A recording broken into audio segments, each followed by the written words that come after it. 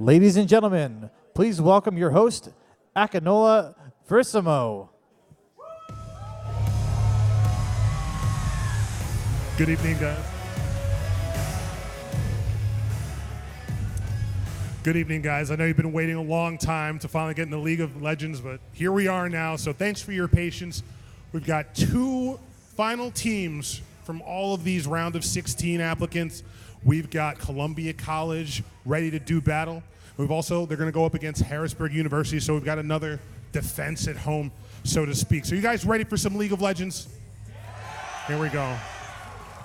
How many people here think that Columbia is going to take it? Oh, wow. Oh, wow. Who thinks that Harrisburg is going to take it home? All right, so we've got love from both crowds. That's awesome. I'm excited for League of Legends content. I hope you guys are. We're going to toss it over to our casters to get things kicked off. Don't go anywhere. Hello, everyone. My name is Joshua Fekes Quest. I am being joined by Jason Wild Turtle Trend and Matthew Sojin Perez. We're here for League of Legends. Finally, Overwatch. Rather exhausting, but we got through it, and here we are, man. Hey, Harrisburg, how we doing? Let's go. Yo, how are we doing out there? Honestly, that Overwatch game was pretty intense, went all the way to the end. I'm hoping for the same thing with League of Legends. Yeah, very much so. And yeah, finally here. So it's coincidence that Harrisburg actually made it to the finals in both League of Legends and Overwatch. Makes the crowd very excited. And whenever Akinola was getting the cheers, I didn't think it sounded too bad for Columbia College. But then, of course, he asked for Harrisburg, and it was just exploded in here. The crowd has been fire all night. Who do you guys have going into this? But it's a best of three. Let's keep that in mind. I'd say Harrisburg is the underdog in this tournament right now, but I'm rooting for Harrisburg because I'm friends with their AD carry, Tails. So let's go. Personally, for me, I definitely have a lot of experience against CC, and I've definitely played with two of Harrisburg's players back in my day. I think it's gonna be a really close match. I'm not gonna pick favorites because I can't do that I know both sides. Yeah, and there is something, there's a lot to talk about, obviously. We do want to get this underway, so we're going to go and toss it over to Akinola to get us started. Hey, guys, I'm here with Central Time, coach for Harrisburg University. You guys had a lot of time to mentally prepare, physically prepare, and now the time to do battle is now. What's the mindset of your team going into this final? I think we went into this with a lot of preparation, so we're feeling really good, really confident, and I think at the end of the day, the better team's going to win. Is there anybody on the enemy team that you're particularly worried about, you focused on shutting down early on so they don't have an advantage throughout the game? Not in particular. I think that Columbia is definitely a good team, but I think we're going to win. All right, then. Confidence from Harrisburg, that's what I like to see. All right, we got a little recap video to illustrate what's happened up to this point, so check it out.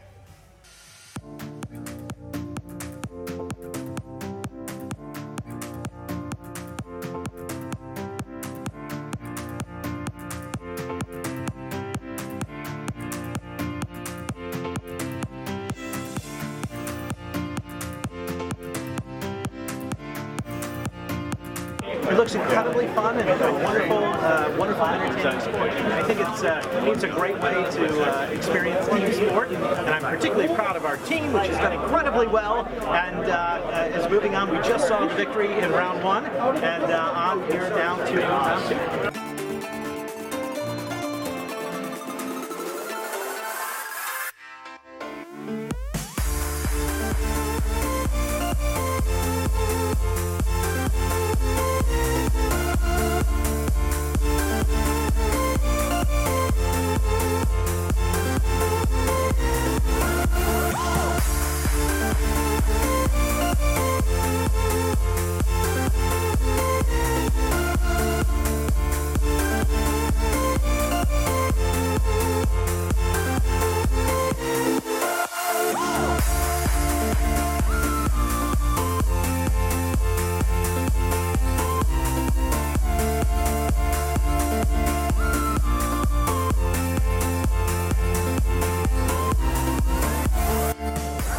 thank you very much, great quarter. And for all you guys back in, make sure you tune into our social media to make sure you stay up to date with the HUE tournament the entire way through. We'll be here today and tomorrow.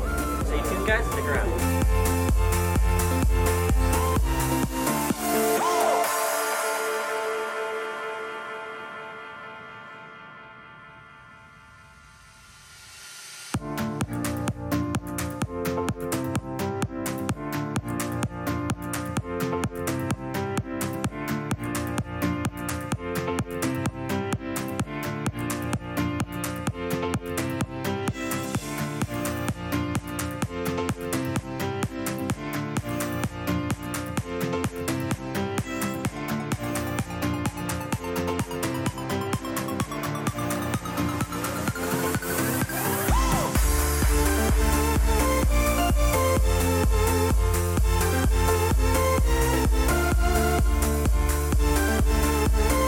Thank you for your time. My name is Joshua Fekes Quest, and yeah, we'll see you guys hopefully on Saturday.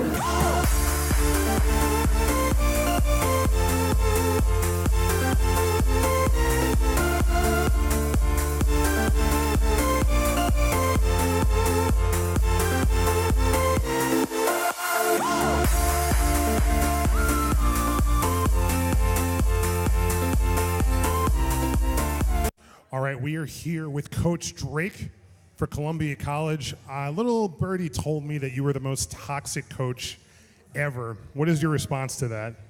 I just think it's really entertaining, mostly for myself, my players, and the fans whenever there's a little hype going into matches, so I like to just say how I feel. But I do think that I probably have the most respect for opponents of most of my players and coaching staff, so I would say it's kind of true, but I think in reality I'm not that bad. All right, good. How do you think your team is going to fare up against Harrisburg? How do you feel your chances are going to be? Well, I really respect Harrisburg, but I do think that most of the opponents that we practice against are significantly better. I think that we've been performing really well in this tournament so far. And so I think the odds are pretty high that we'll win. I think first game especially, we're in a really good position. During your time as a coach, what would you say is the most challenging aspect of being a League of Legends coach or just being an esports coach in general? Working with player egos, 100%. We work with really, really high-level players who generally there's a skill discrepancy throughout the team.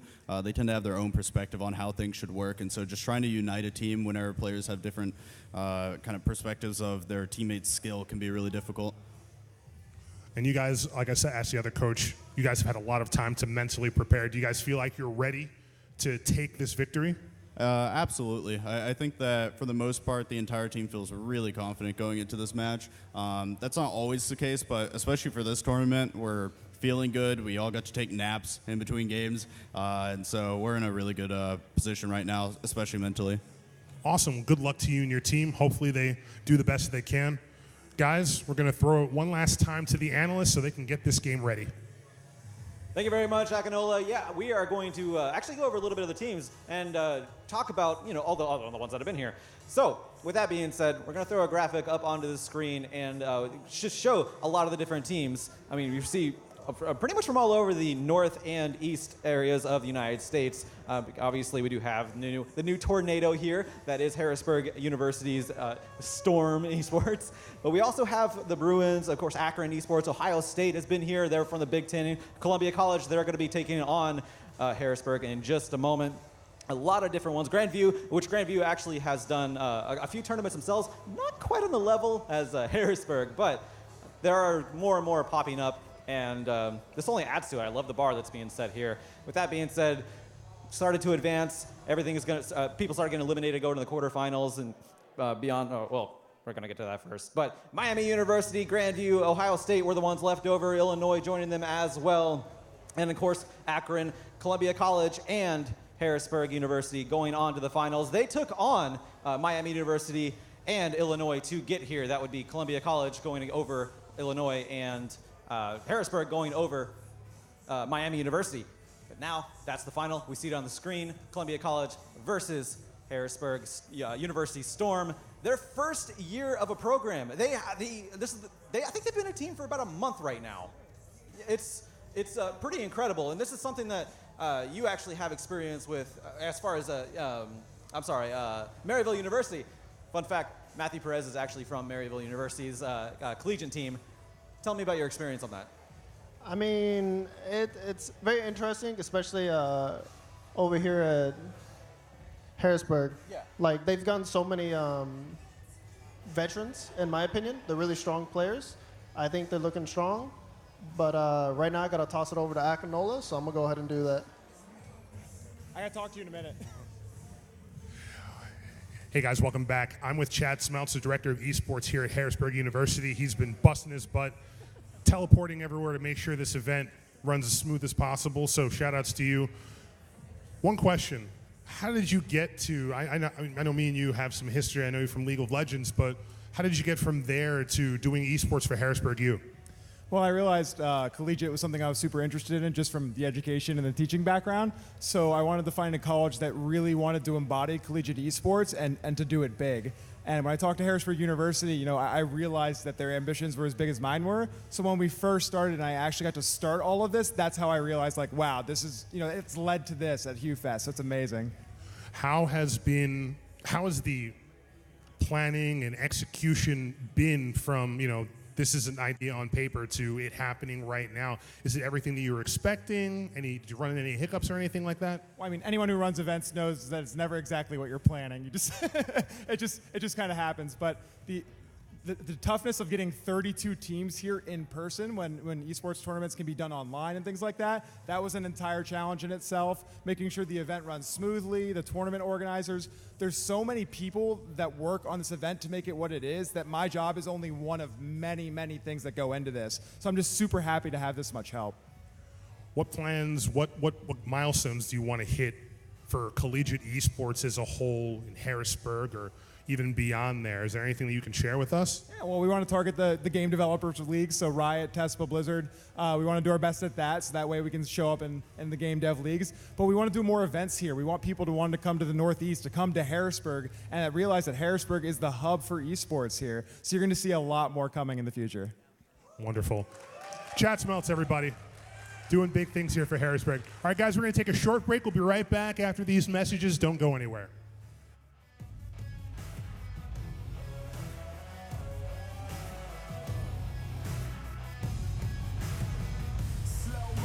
Is better than no motion.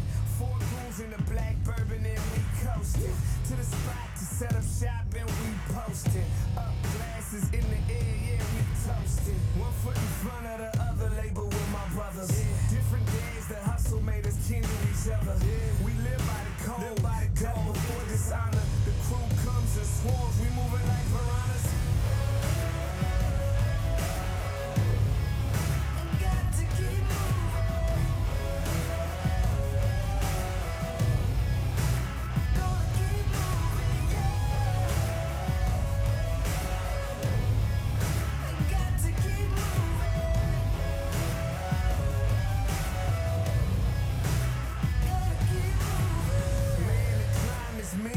Swimming upstream. I know it's hard to believe when you carry broken dreams, but we're destined to shine if we could just get through this time. So keep your foot on the gas and focus on your grind. I'm all steel, stubborn heart with an iron wheel, forged in that fire, something like a Navy SEAL. I'm outgunning, outman, man, I'm underrated. Heart of a lion, beaten till the day I make it moving. I got to keep moving.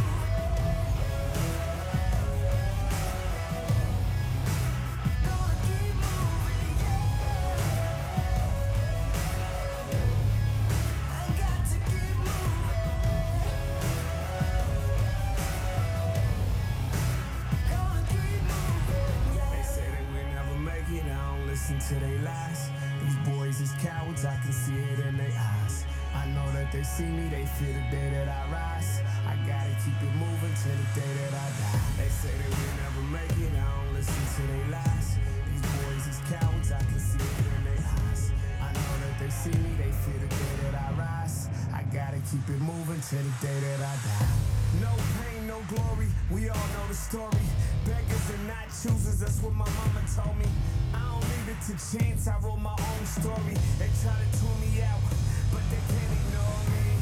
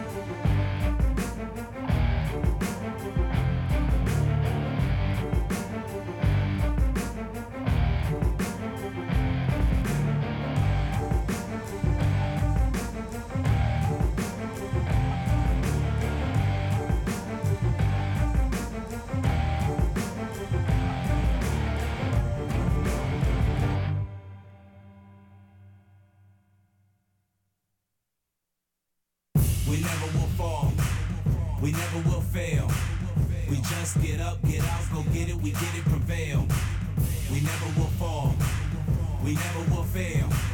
We just get up, get out, go get it, we get it, prevail. We never will fall.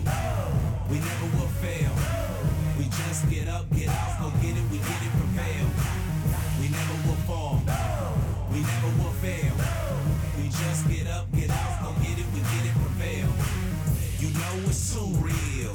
We sick, we too ill. I'm in my own zone. Don't care how you feel. My ride is so great. It's here with no fakes. It's gas with no brakes. All love with no hate. We move with action. No movie acting. You play your part, you full of jokes. That's why you lose, we laughing. We will attack you here. We coming at you here. You know when that is here. The moment that you feel. We never will fall. We never will fail. We just get up, get out, go get it, we get it, prevail. We never will fall. We never will fail. We just get up, get out, go get it, we get it, prevail. You know we go hard. We always show hard. Classic like Mozart. You think you so smart. They say I'm bad as Michael. I think I'm mad as Psycho. But that was past insightful. We on our last survival. Compete and beat you. We will defeat you. Eat you like seafood. Way we is sea dudes. We will attack you here. We will come at you here. You know when that is here. The moment that you fear.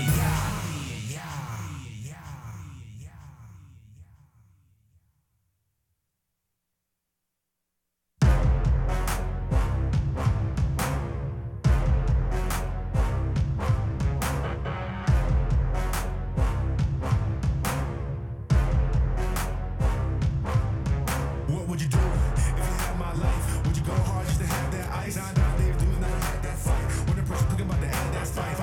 Make them back up, back up. What would you do? Make them back up, back up. Make them raise in the belly of the beast. Raise in the belly of the beast. I'm ready to go. Raise in the belly of the beast. Raise in the belly of the beast. I'm ready to go. That's all, bro. What would you do if you had my life? Would you go hard just to have that ice?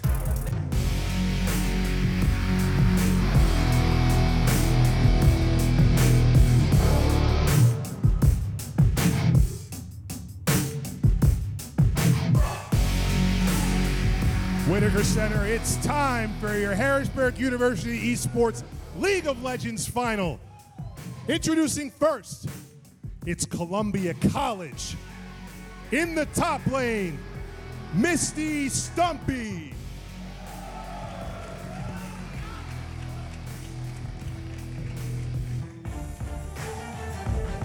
Jungling for Columbia College, RJ.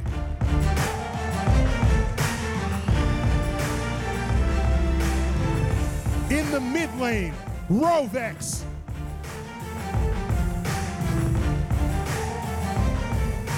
At 80 carry, Evan RL.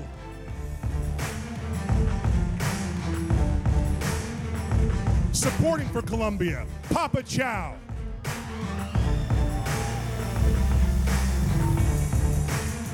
On flex for Columbia, Buck Zach.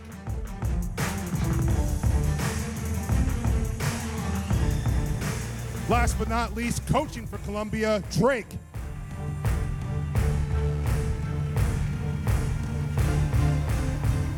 Give it up for Columbia College, everyone.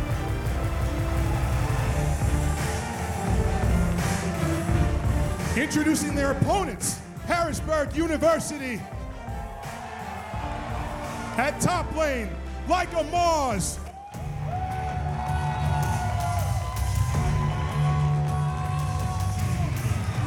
Jungling for Harrisburg, Hiyami.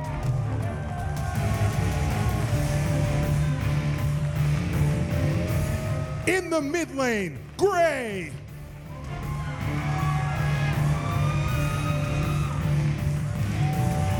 At AD carry, Tails.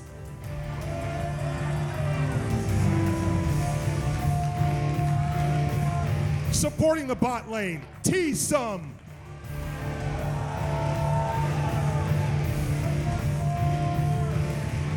Flexing for Harrisburg, Titus.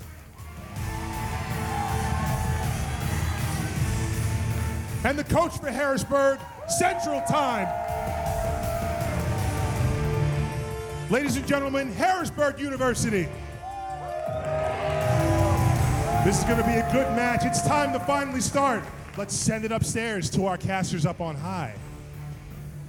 Thank you very much, Ak. Now, ladies and gentlemen, welcome to the grand final for League of Legends for the Harrisburg University Esports Festival. My name is Clayton Captain Flowers Reigns, and I am joined by Stephen Return Johnson to bring you all the action in this climactic best of 3 here today. Yeah, Clayton, it is an absolute honor to be here. As an East Coast student myself, it is always great to see some new competition here coming out on top, but this Harrisburg team's got one more big hurdle. They want to take home that trophy.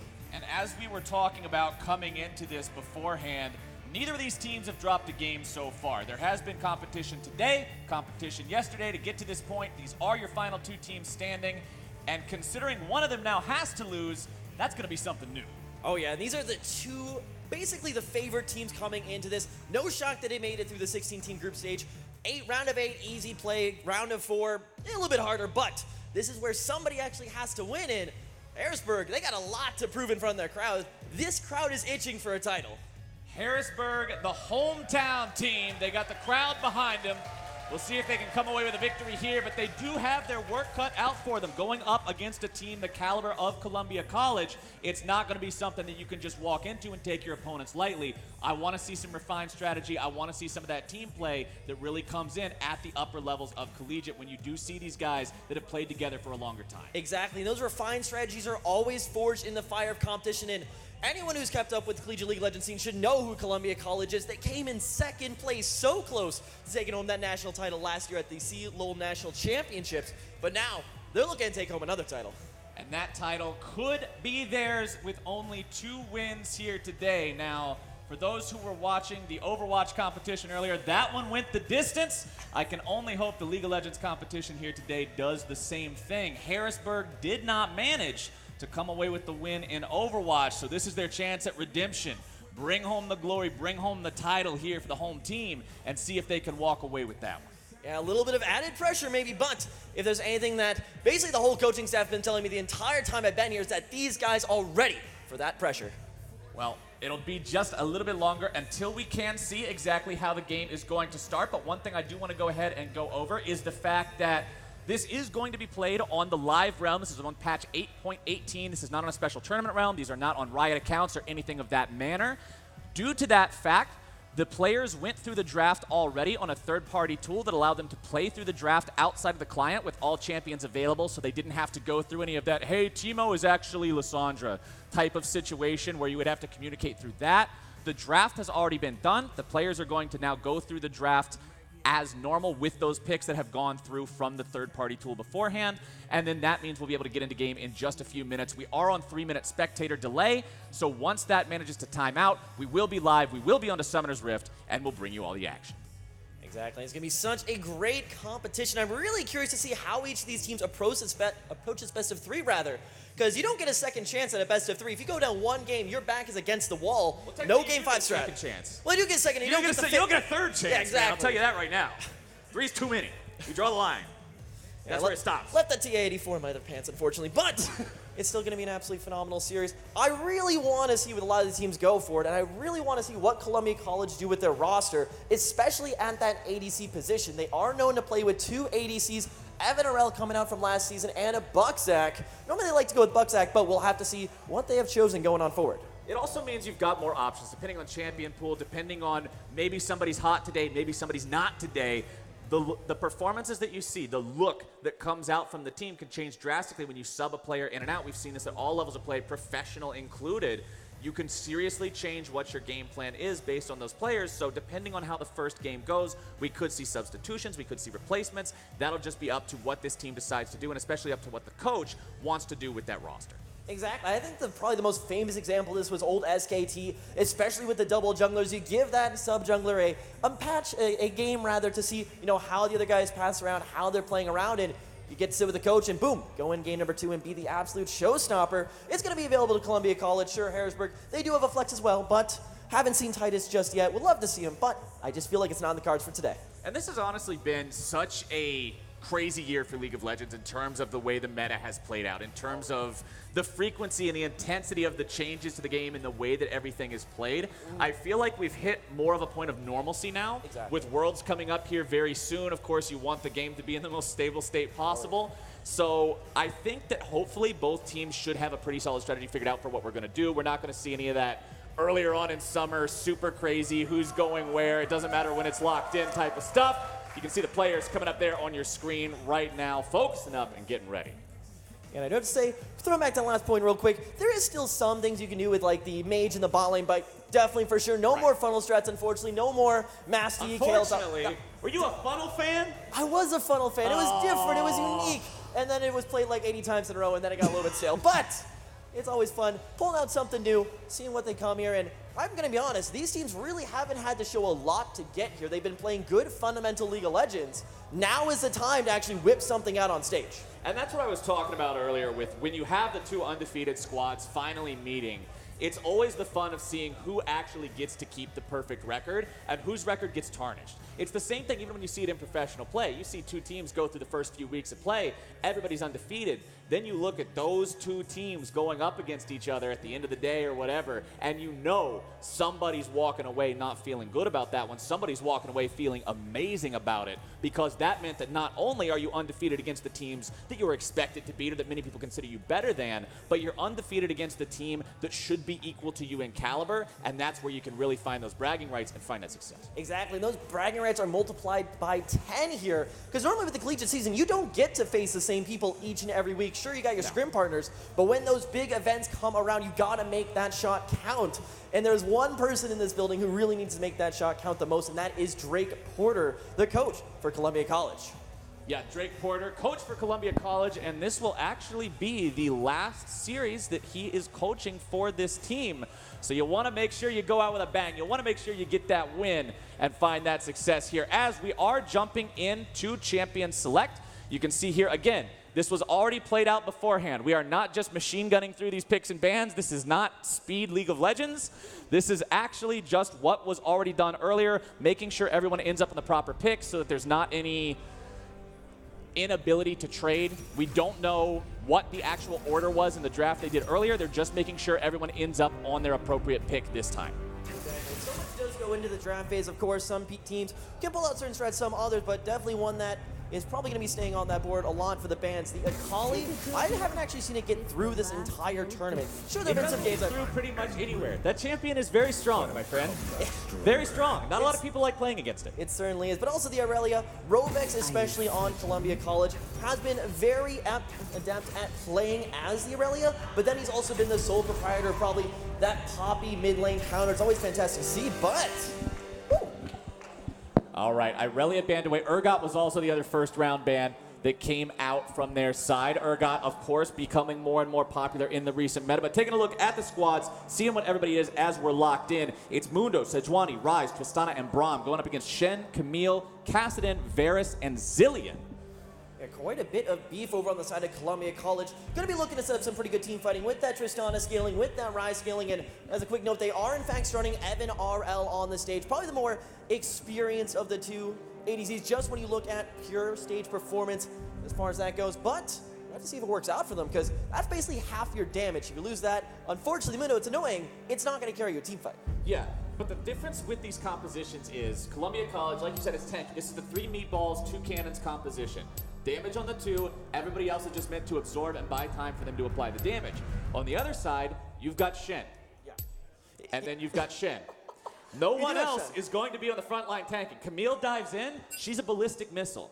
Zillion can alter, yes, but again, Zillion squishy, Varus squishy. You're not going to find yourself in a very good position as this team if you fall behind. I'm really watching the early game here from Harrisburg, because if they end up falling behind in that tempo, they fall behind too much in gold early on, Meatball Comp rolls you over. Yeah, exactly. Unfortunately, it gets a little bit too hot in the kitchen for them, but if you look at this competition and how they've been playing so far throughout the tournament, this is exactly how they like to play. This is the Harrisburg team. They like to be the first ones out of the gate, especially focusing around the Camille jungle coming out of jungler Hiyami. And then even seeing some other picks like the Zillion down in the bot lane, it can be used for some picks, it can be used for some creative plays, but 100% right, if they get to that team fighting phase, we've seen what Columbia College can do before when they are given a good team fight, and it ain't pretty, folks. It's not pretty, but again, if their opponents do manage to get ahead, Zillion is one of those champions can be very frustrating to play against. You get the extra life in the team fights, especially if you've got somebody popping off. Whenever I see a Camille jungle specifically, that champion is so heaven or hell because you're going to go in and you're going to instantly die if you're behind, or you're going to go in and you'll be able to apply so much pressure to the backline to the carries that you're going to be this massive threat.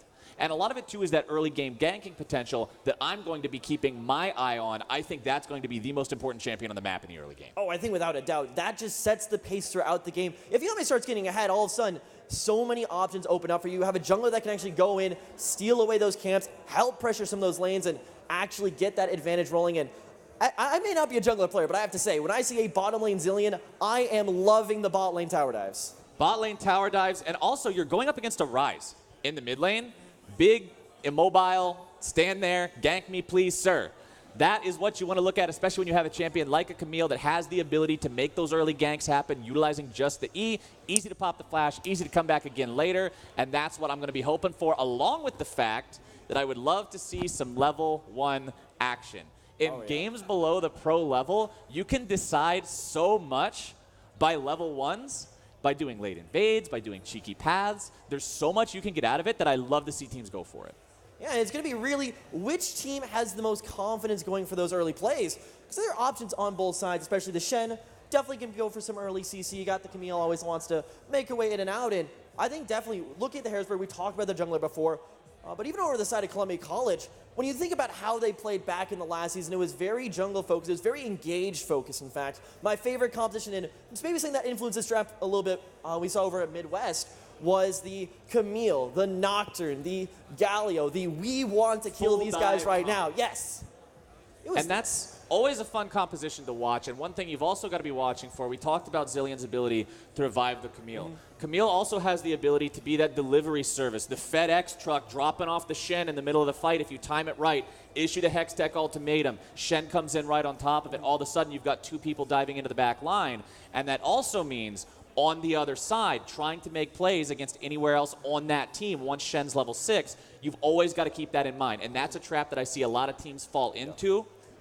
So we'll have to see if they can play around that properly. Yeah, and unfortunately, the news with FedEx Relay Truck is sometimes they don't come on time. Columbia College is going to be hoping this one doesn't quite appear in time, because if Hiyami plus the rest of this squad plus the Shen diving are able to disrupt, that makes team fighting so much easier. But it looks like we are going to get loaded on into game number 1 now. All right, on to Summoner's Rift for the first game of the day. Remember, it's best of 3 to decide who walks away the champion of the whole thing here today. They did have to already play games earlier today that were not done on stream.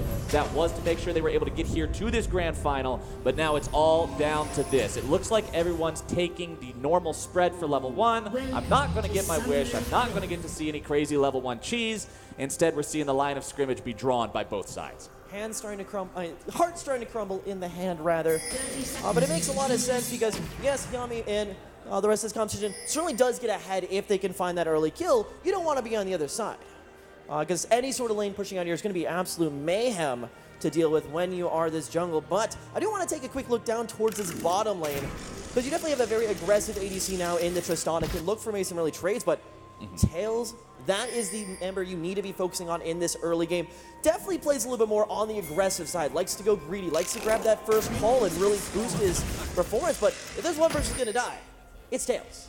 Also want to point out real quick, because he was introduced by the name that everyone knows him by during the introduction on stage, Papa Chow on the side of Columbia College is playing under the name Sawyer Nelson 2. So for anyone who found a little bit of confusion in that as to, wait, who's this guy on here? Where's Papa Chow? What's going on? Same guy, different name. Just important to point that out for everybody watching at home to clear up any sort of confusion as we do get into the early game here. Minions spawning up as it is a delayed invade. This is what I was talking about, where you can find these advantages early on. Exactly, and that's going to send Yami completely to the other side of the map. They don't want to deal with this, and that is going to greatly slow down what this push is. But looking down at his bot lane, Evan RL, of course, has the natural push advantage. I'm not sure Yami wants to dive and go down into a pushing lane to just try to invade the buff back, but he's going to do it anyway. And one of the things about early game jungle Camille, you don't have a lot of sustain. You don't have a lot of ways to stay healthy. So if he has to now go do his jungle camp with no leash, that's a feels bad, man. Yeah, they see him, and here comes Papa Chow and Sawyer. It's going to scare him away. He's got nothing. This is a poor Camille. What are you going to do? You're already in a 1 versus 2. The Sejuani's level 2 and you're level 1. You just have to concede the crab. And now, RJ's going right back into the jungle. He's not going to allow the field to do anything. This heaven or hell pick that I talked about, there's not much heaven right now. Definitely not in Rovex. That was an absolutely fantastic roam, and you can see the cogs turning in the Columbia College machine. Yeah, if Yami's an issue, get rid of Yami. If he's still level 1 at, like, going into now the 3rd minute, he's not going to be too much of an issue. Level 1, 0 CS to his name, hasn't been able to find even a small creep in the jungle. Oh, no. Has to flash over the wall, knowing that he would have fallen there if they were able to get the lockdown on him. The damage from the chicken plus the rise together would have been too much. Man, this is a rough early game. And that all comes from the mid lane. When they lock the Kassadin in, sure, it's a great scaling pick. It's going to survive the rise early, but it does nothing for the minions and keeps spamming E, and eventually you'll get that wave shoving. And Rovex, he is in absolute heaven right now. He just gets to push the lane, make sure there's no jungler who can gank him. Still looking at Yami, still level 1, working towards his Krug camp. Now, he's lost the entire bottom side of his jungle to RJ. Look at the state of RJ's jungle in the top side. All the camps are up. Yeah. All the camps are up. As soon as he's done, he has the best possible pathing. You just double back, go grab all your stuff after you grabbed all their stuff. This guy could not ask for a better start. And as we said before, the shoving lanes right now are in favor for Columbia.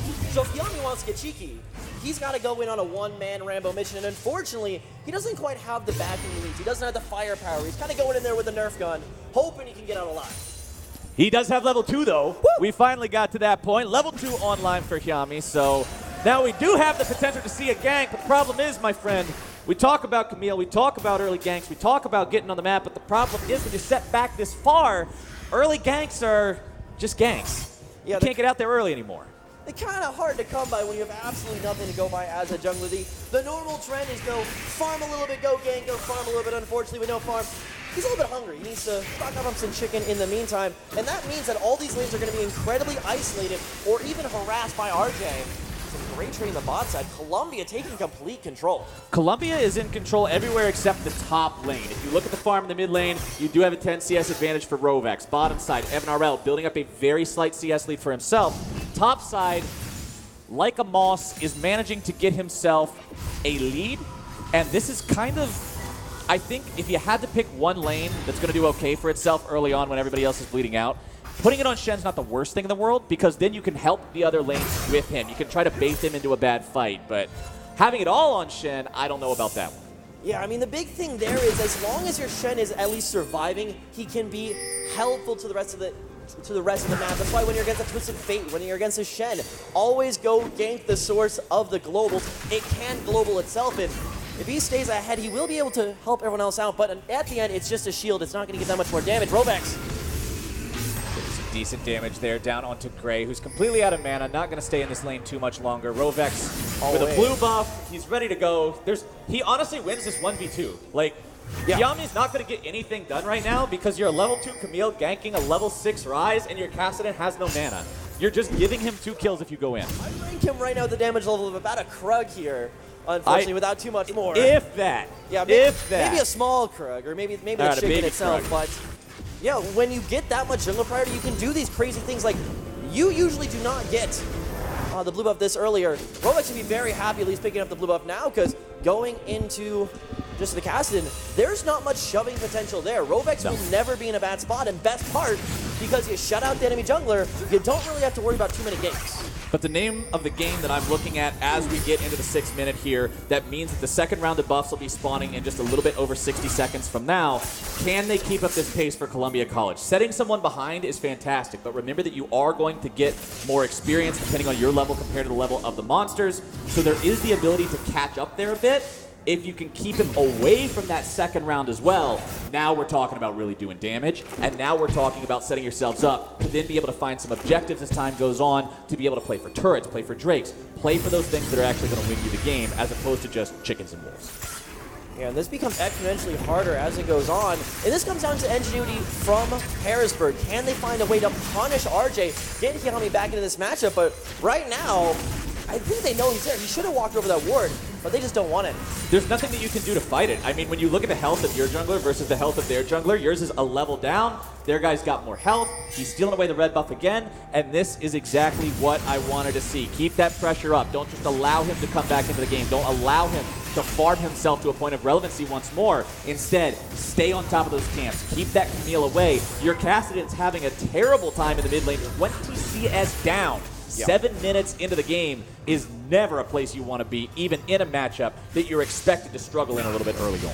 You certainly can point to scaling as a potential factor here. Of course, Tails will eventually do damage if he finishes the Rage Blade, all that good stuff. In the main lane, Kassadin becomes a champion at some point in the game, but like you said, there's no front line to fight behind. The engage is very hard to find, and they have Yami's number. Columbia College looking to potentially set up something there under the mid lane. However, RJ being spotted out by Hiami there means that they will not go through with it. I like that. Sometimes you see teams force something just a little bit too hard. Even in professional play, for anybody who happened to be watching the LPL championship earlier on, past few days, there was some questionable stuff that happened with some of the turret dives in that one. So. They had a very nice rift, though. They had that whole hologram. That was fantastic. Yeah, that was great. Great for them. But let's see now how RJ can manage to control this blue buff here yet again, donating number 2 over to Rovex, who's just going to continually have that mana battery in this mid lane. And look at the fearlessness coming out from Columbia College. They know Harrisburg can't really contest anything in neutral territory right now. They're so far behind. 1,500 gold, 8.5 minutes into the game with no kills on the board is not a good situation. See if maybe they can collapse here onto RJ, who gets himself over the wall. Nice job there, popping the cleanse with the Summoner Spellbook from Sawyer Nelson, and they're out.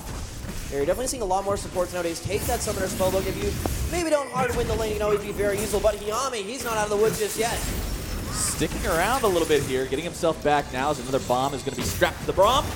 A bit more damage going down onto him, but you can see RJ just refuses to leave. He wants every single camp in Hiami's jungle. He's only fighting Hiami if he has to, but now he's going to be taken very low, stunned up, nearly brought down, trying to get himself away. But first, blood to the bomb as it goes over to Tisa and the side of Harrisburg University. And that may not be the member you're looking to get it back on. Hiami still needs to catch up quite a bit in gold, but it is a start. It is a statement saying, Columbia College, you cannot just take absolutely everything of ours, but on the other side, Columbia College, they're making Harrisburg play their game. They're making Harrisburg play their game, but when you make them play your game and then you just give them presents for it, like first blood with assist money, that's not what you're trying to do. It's a fine line you have to walk. You've got to make sure you're keeping the pressure up. You've got to make sure you're not giving the game back, but at the same time, when you do that, Yami's level 6 now. RJ's level 6 now. That level 5 to level 2, level 3 situation we were looking at earlier, that's non-existent. That just wiped out the last 5 or 6 minutes of counter jungle. Yeah, exactly. If you look at the gold difference, that was about at 1.5k without any kills going over. And now that's just cascading back, as you can see the gold on your screen. Yami is starting to make his way back into the game, but now they need to not only come on back, you see about 100. It's 100 gold between the junglers. That was like 5 minutes of him not, he might as well have just been like sitting down, having a nice cup of joe, reading the news. That's the same gold he would have gotten, but now he's just back to that. League of Legends is a game of inches all too often, and it's a game where I think this is one of the things that trips people up a lot, especially when you get into people's mentalities and playing ranked games and trying to climb on their own is, oh, I did so well this game, I just made one mistake and we lost. It's like, well, yeah, that's League of Legends. I don't care if you play good for 50 minutes straight. If you mess up one time and you mess up badly enough, it still outweighs the 50 minutes of playing well. And it doesn't matter if you counter jungle your opponent for the first 10 minutes of the game. If you give away first blood by overstaying, the counter jungling is undone. Exactly. So I really want to see, I like the idea coming out from Columbia College. I like the fact that they're trying to play aggressively like this, but at the same time, you've got to know when to temper it. Oh, Sawyer Nelson decided he's going to start the fight off here, but it's going to be a 3 versus 2 turned around immediately. Hiami making his way down into the bot lane. Root up, there he goes! Evan Orel now having to keep himself alive. Rocket jumping away. Teleport coming in. but it is too little too late as the rest of them get away. Stun comes out. RJ tries to follow this fight up, but with TP being canceled, they don't have the firepower to continue going through on this. Rovex now going to find himself in a 1 versus 4. Here comes Stand United. Will he be able to get away? No, he will not. Beautiful taunt to interrupt it, and Tails finds kill number 3 for Harrisburg University. And this is the mind games being played from Harrisburg. They know a play is coming, they know how to respond, and best of all, like Amaz, he holds everything, knows that there may be something coming up next, and just like that, Harrisburg, they've basically reset this game. The gold lead is exactly even, and that's some great kills on exactly who you want. Tails can be very happy, and best of all, Hiyami. 100% KP, it's really making up for that early jungling. RJ still not willing to back away, still trying to play aggressive towards this enemy jungle, but Columbia College came into this game with the better plan at the start. They had the idea of what they wanted to do, they executed on it well. But in terms of playing the fight, it's all about Harrisburg right now as they're looking to find themselves yet another one. Could be a full 3v3 here. Low health bars on the side of Harrisburg means they do want to pull back towards that tier 1 turret. Right now looking to find the fight here against Rovex. Quickly finds out it's not something he wants really anything much to do with. Gets himself back underneath the safety of the turret, and I feel like he's getting very familiar with the scenery with that mid lane turret right now because he hasn't left it the entirety of the laning phase. His bottom side bombs come out, not going to find the mark just yet. TP coming in, remember it cannot be answered as Like a Moz makes his way onto the taunt once more. Sawyer Nelson having to flash out, getting himself safely away for now. More damage comes through. God bless that piercing arrow. Absolutely nailing down the competition, but now you do have to be careful in mid lane because Columbia College can answer back here with quite a few structures. Mundo, I'm not quite sure, but that top tower looks pretty slow, and there is first brick over in the mid lane.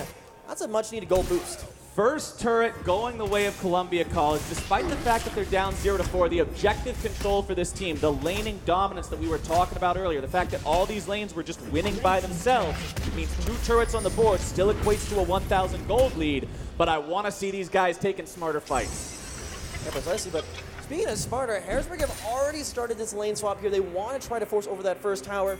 They might actually be going a little bit further on it. I don't know if you're going to catch that.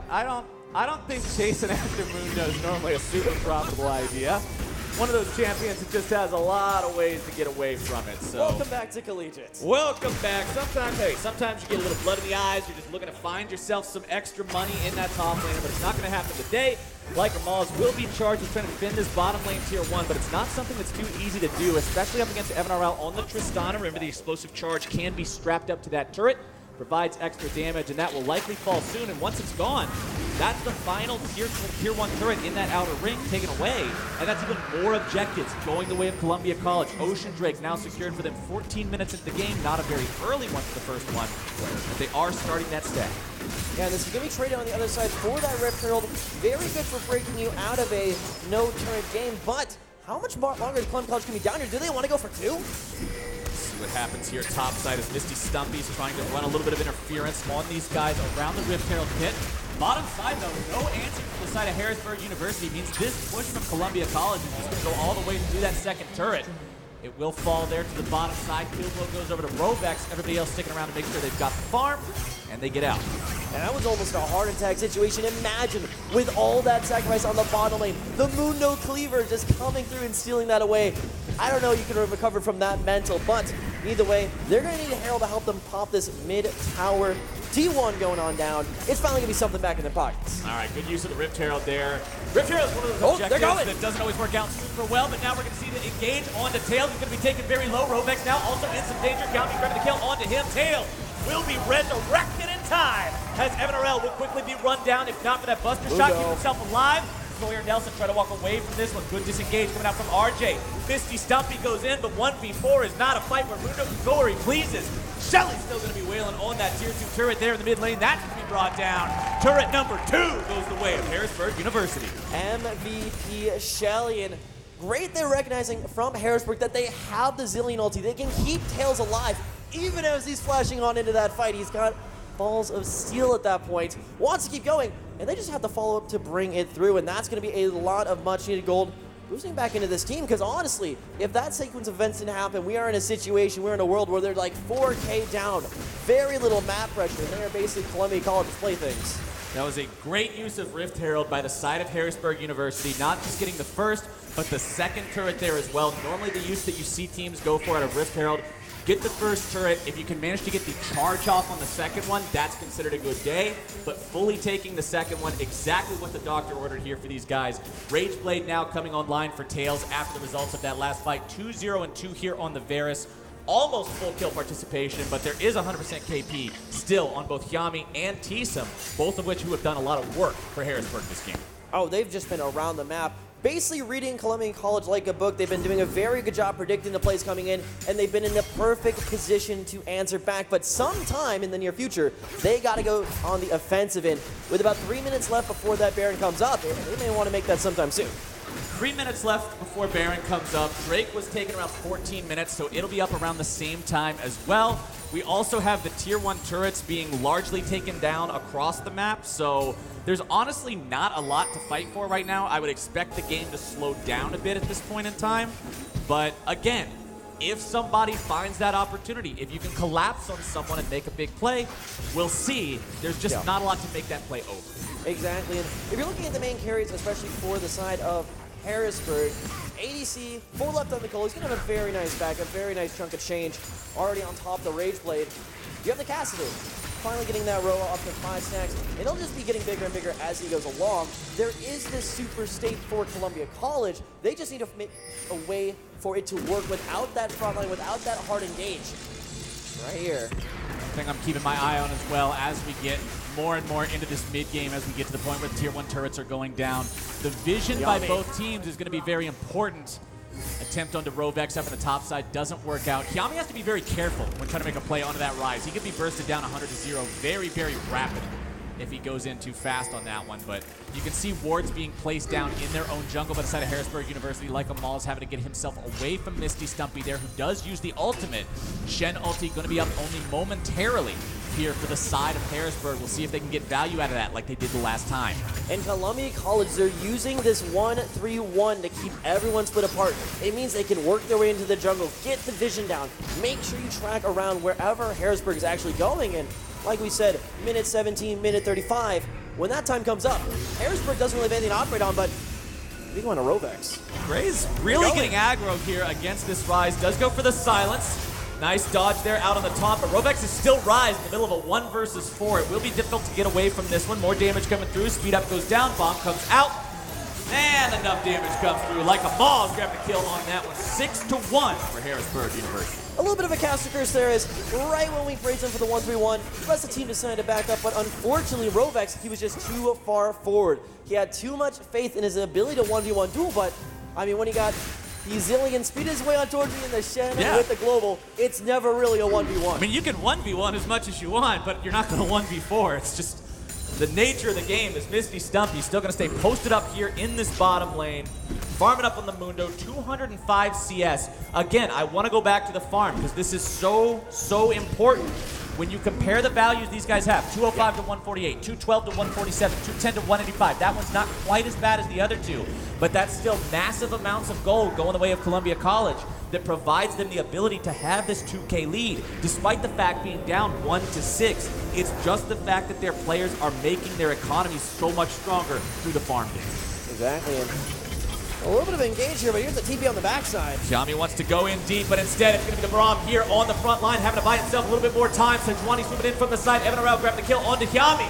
We'll see the disengage come through now in the form of the Chains of Corruption. Harrisburg trying to get themselves away, but the Rune Prison comes down. Tsum having to get himself out of there with the flash like a Moz. Still going to be bringing up the rear of this retreat as they manage to get the remaining 4 members out, but tempo is now fully in the hands of Columbia College. Jungler down as Infernal Dragon is on the board. Definitely great for your late game damage and your damage scaling. Yami's on up, so this should be a very easy take, but unfortunately, not really going to be able to go Baron. They don't have the vision game for it just yet, but that fight certainly gives them the kick in the pants they've needed to progress this game even further, and at the perfect time, Baron's got to be the next objective. Infernal Drake always feels good. Not the most spectacular comp to have it on since you are running 3 meatballs and 2 carries, but both those carries will definitely enjoy having that extra multiplier, having all that extra damage. You look at the itemization here as well. Rapid Fire Cannon plus that Storm Razor both completed for Evan RL. Rovex having the fully evolved Seraph's Embrace, also having the fully completed Morello Nomicon. This Rise hurts. If you get in a fight with this guy and he's got the ability to chain off some spells on any sort of target, I don't even care if it's the Shen, he's going to do a lot of damage to them, and they got to make sure they take these fights in a very smart way on the side of Harrisburg University and really target down those two champions. And most people, when they think about a fight in League of Legends, always, oh, which carry is going to do more damage? But all that gold you invest into your top lane, Mundo, it's going to pay off. And there's just not really that much to cut through it just yet. Blade of the Ruined King yet to be completed onto Tails. And Cassidy, maybe not the best tank slayer in the world. But now, everyone's starting to mount around that Baron area. He's still got Maul on the bot side. He has the ulti available, but I'm hard-pressed to find a situation where Harrisburg, they want to make that first play, but I may have spoke too soon. Yami wants to go in again, always looking for those engages. Won't be able to find it this time around. You can see the 4 members on the side of Columbia College grouping up here. Misty, Stumpy trying to regroup with the rest of the team in case that engage comes out yet again. While they will leave Rovex in the side lane. TP available for him means split push is the name of the game, as it still seems no one on the side of Harrisburg really has much of a chance to contest that, as the Baron will be started up. Control ward in the pit does not see the ward on the back side. They think that they're clearing this safely, but they're not. TP is going to come in. Sawyer Nelson finding the knockup. Through that Glacial Fissure onto Tails. Going to be taken very low. Resurrection comes through. Kiami now knocked up into the air. The stun is good. Tails now finding himself in the middle of everyone. Over the wall goes the Mundo. The shutdown credit comes in. And Evan Orel keeps himself alive. Rocket coming away from Gray, who's now trying to find the kill onto anyone who can make it work on. But it's a double kill over for Mundo. Misty, Stumpy running wild here in the team fight. Deesum's got no ulti to keep himself alive. Like a Moz gets himself away, but he is the only one. Everybody else on Harrisburg's screens are black and white, and you can see the side of Columbia College going right back into Baron. They may not have known that their cover was blown, but it doesn't matter. They followed through perfectly. They find Tails, and sure, he's got another life, rather, with that Zillion ulti, but with no frontline to help him, what does that really matter? If they put him down once, they'll put him down again. Baron over to Columbia College. 23 minutes into the game means they are set in a phenomenal spot to really look to do some damage to the base on the side of Harrisburg University. They've already got 4 turrets down. That means you've got 2 big bricks of free money standing outside the enemy base in those remaining tier 2s. Smack those out of the way, set up the siege once again with that 1-3-1, hit all 3 lanes at the same time, and Harrisburg is going to struggle to answer that. Exactly. With that 1-3-1, there is literally nobody who can go and contest the side lanes right now. Mundo is Mundo. He does Mundo things. He just doesn't die. You want to talk about brick walls? This guy's an adamantium wall. He just doesn't die ever. We actually sticking to the mid lane. They want to stay all together here, maybe force another team fight, knowing that there is no front line available to actually put them off. Going around grabbing that free money. This is what we're talking about. When you've got the 3 meatball composition, when you've got a 6,000 gold lead, when you've got Baron, all you have to do is just bulldoze over the competition. What are they going to do? Is Shen going to tank 5 people? I don't think so. This is a very difficult situation for Harrisburg, and they're almost needing Columbia College to overplay their hand. They've got to do something here, because if this just keeps up, they're going to be left with no base in very short order. And just like we said, there's the 4-1 rather, sending over Misty Stomp because he just literally doesn't die. But now that separates out your main source of damage other than Tails.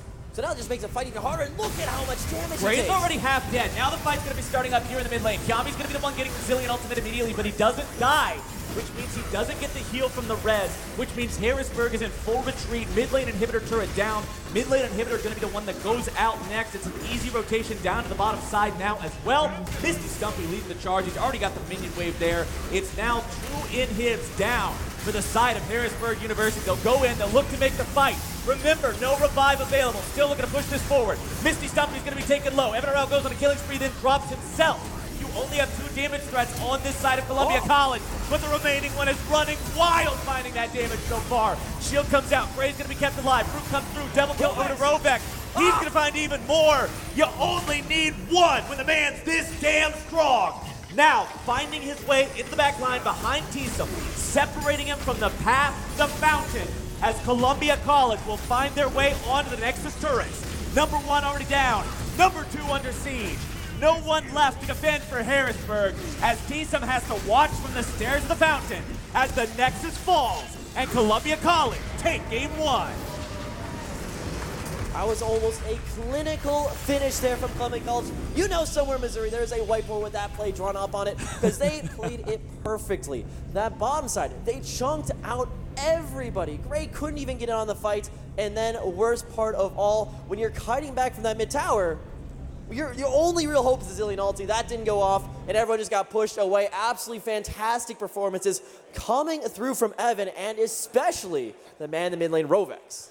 I want to applaud Harrisburg because of the fact that the early game was so bad for them. Their jungler got set so far behind, but they still found ways to win early fights. The game was 6-1 at one point in terms of kills, but they've really got to pay attention to these matchups. You can't have your lanes lose as hard as they did in that game and still expect, to end up in a decent spot come the mid game. You can't expect to have that losing lane matchup mid and then expect to have your jungler not get run over like that. Now that you know that, I want to see some adaptation from Harrisburg going into game number 2. And to talk more about that adaptation, we're going to throw things back to the analyst desk.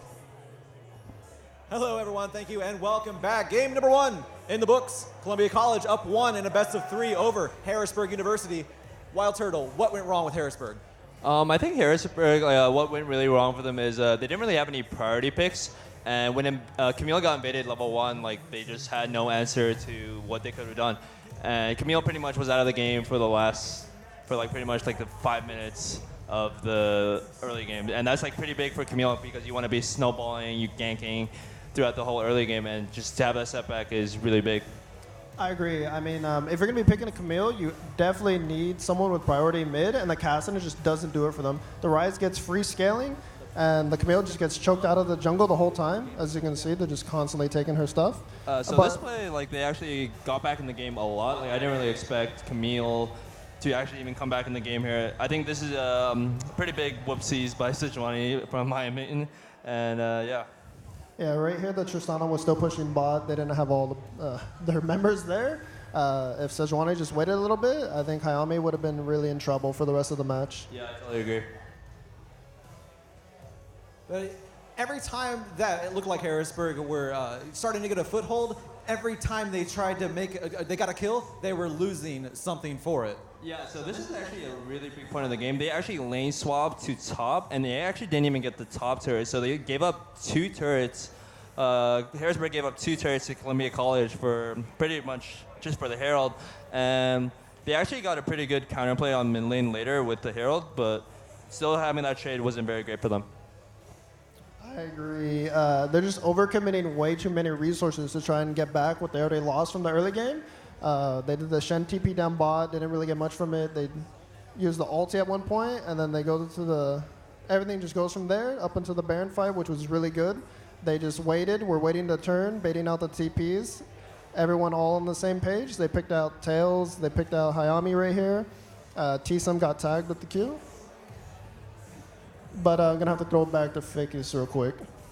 Yeah, and with that being said, we need to do the last bit there. And once again, 1 up right now for Columbia College. It is a best of 3, so Harrisburg has 1 opportunity to bring this one back. But before we get into game number 2, we're going to throw it over to a quick break.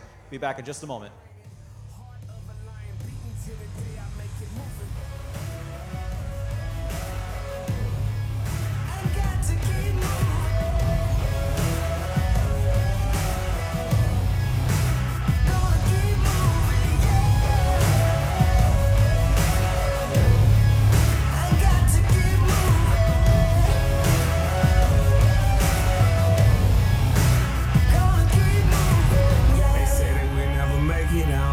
To they lies.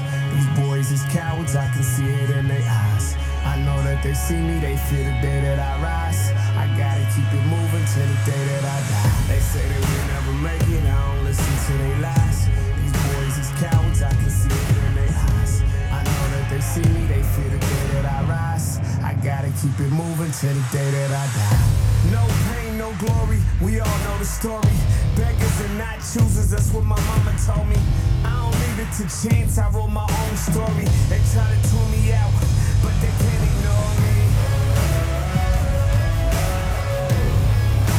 Got to keep moving. Gonna keep moving, yeah. I got to keep moving.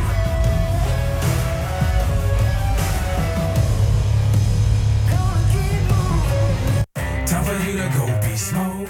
King of the the jungle, cause you're an animal. Time for you to go overload. Eat your competition alive, cause you an animal. What's my competition? Only me. Go head to head with my enemies and smashing the smithereens. Calisthenics burning calories. Bring that fire ready to blow up, now we're the kerosene. I'm addicted to winning, feel the adrenaline. I'm a get at me. Tighter, fighter, straight like a viper. Hyper, light you up like a pipe bomb. Explosion, no you can't hold him. Move so fast, ash dust corrosion. Got the Midas touch, everything golden. Iceberg slim, the flow is frozen. Bring the noise, start a riot. All you haters be quiet, don't care if you like it, you can bite it, so suck it up. I'm here to bring a ruckus. Untouchable, so you can't touch this. You're a fighter, never gonna give up, never gonna back down. Better rise up, stand up when they try to knock you down. Gonna make it to the finish, and they don't wanna see us winning. Get up, get up, get up, get up. Time for you to go beast mode, king of the jungle, cause you're an animal. Time for you to go overload. Eat your competition alive, cause you an animal. Bring it on, we got that rock and roll. Take control over your mind, body, feel it in your soul. Determination, see that field goal. High risk, high reward, so let them dice roll. Sacrifice, pay a heavy toll. Rather stand tall with nothing than live on my knees. Cripple my adversaries. Money don't fall on trees, so I gotta go in the green. Bring the noise, start a riot. All you haters be quiet, don't care if you like it, you can bite it, so suck it up. I'm here to bring a ruckus. Untouchable, so you can't touch this. You're a fighter, never gonna give up, never gonna back down. Better rise up, stand up when they try to knock you down. Gonna make it to the finish, and they don't wanna see us winning. Get up, get up, get up, get up. You're a fighter, never gonna give up, never gonna back down. Better rise up, stand up when they try to knock you down. Gonna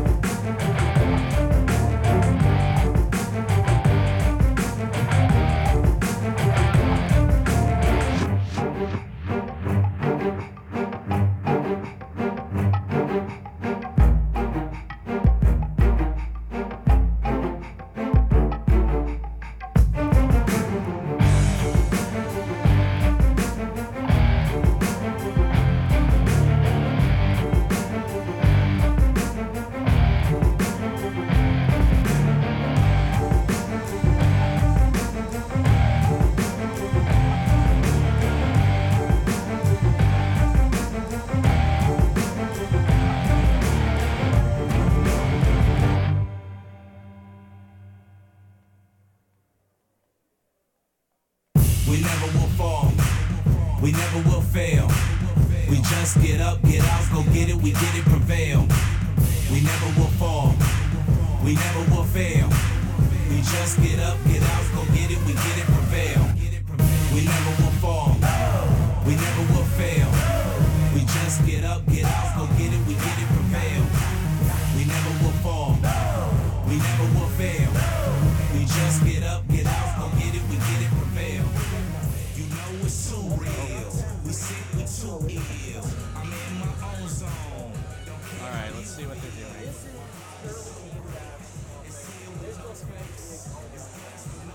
So they're not comfortable. I haven't seen them play Well, it's one of those things like when something's so highly banned, sometimes you literally just don't even have your players play it. So, because like, what's the point?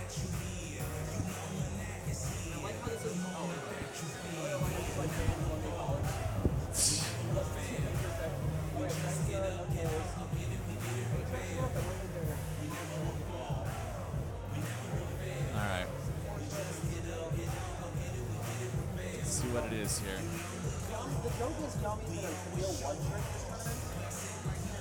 Really?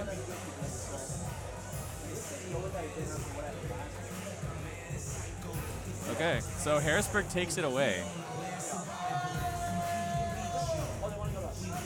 Oh.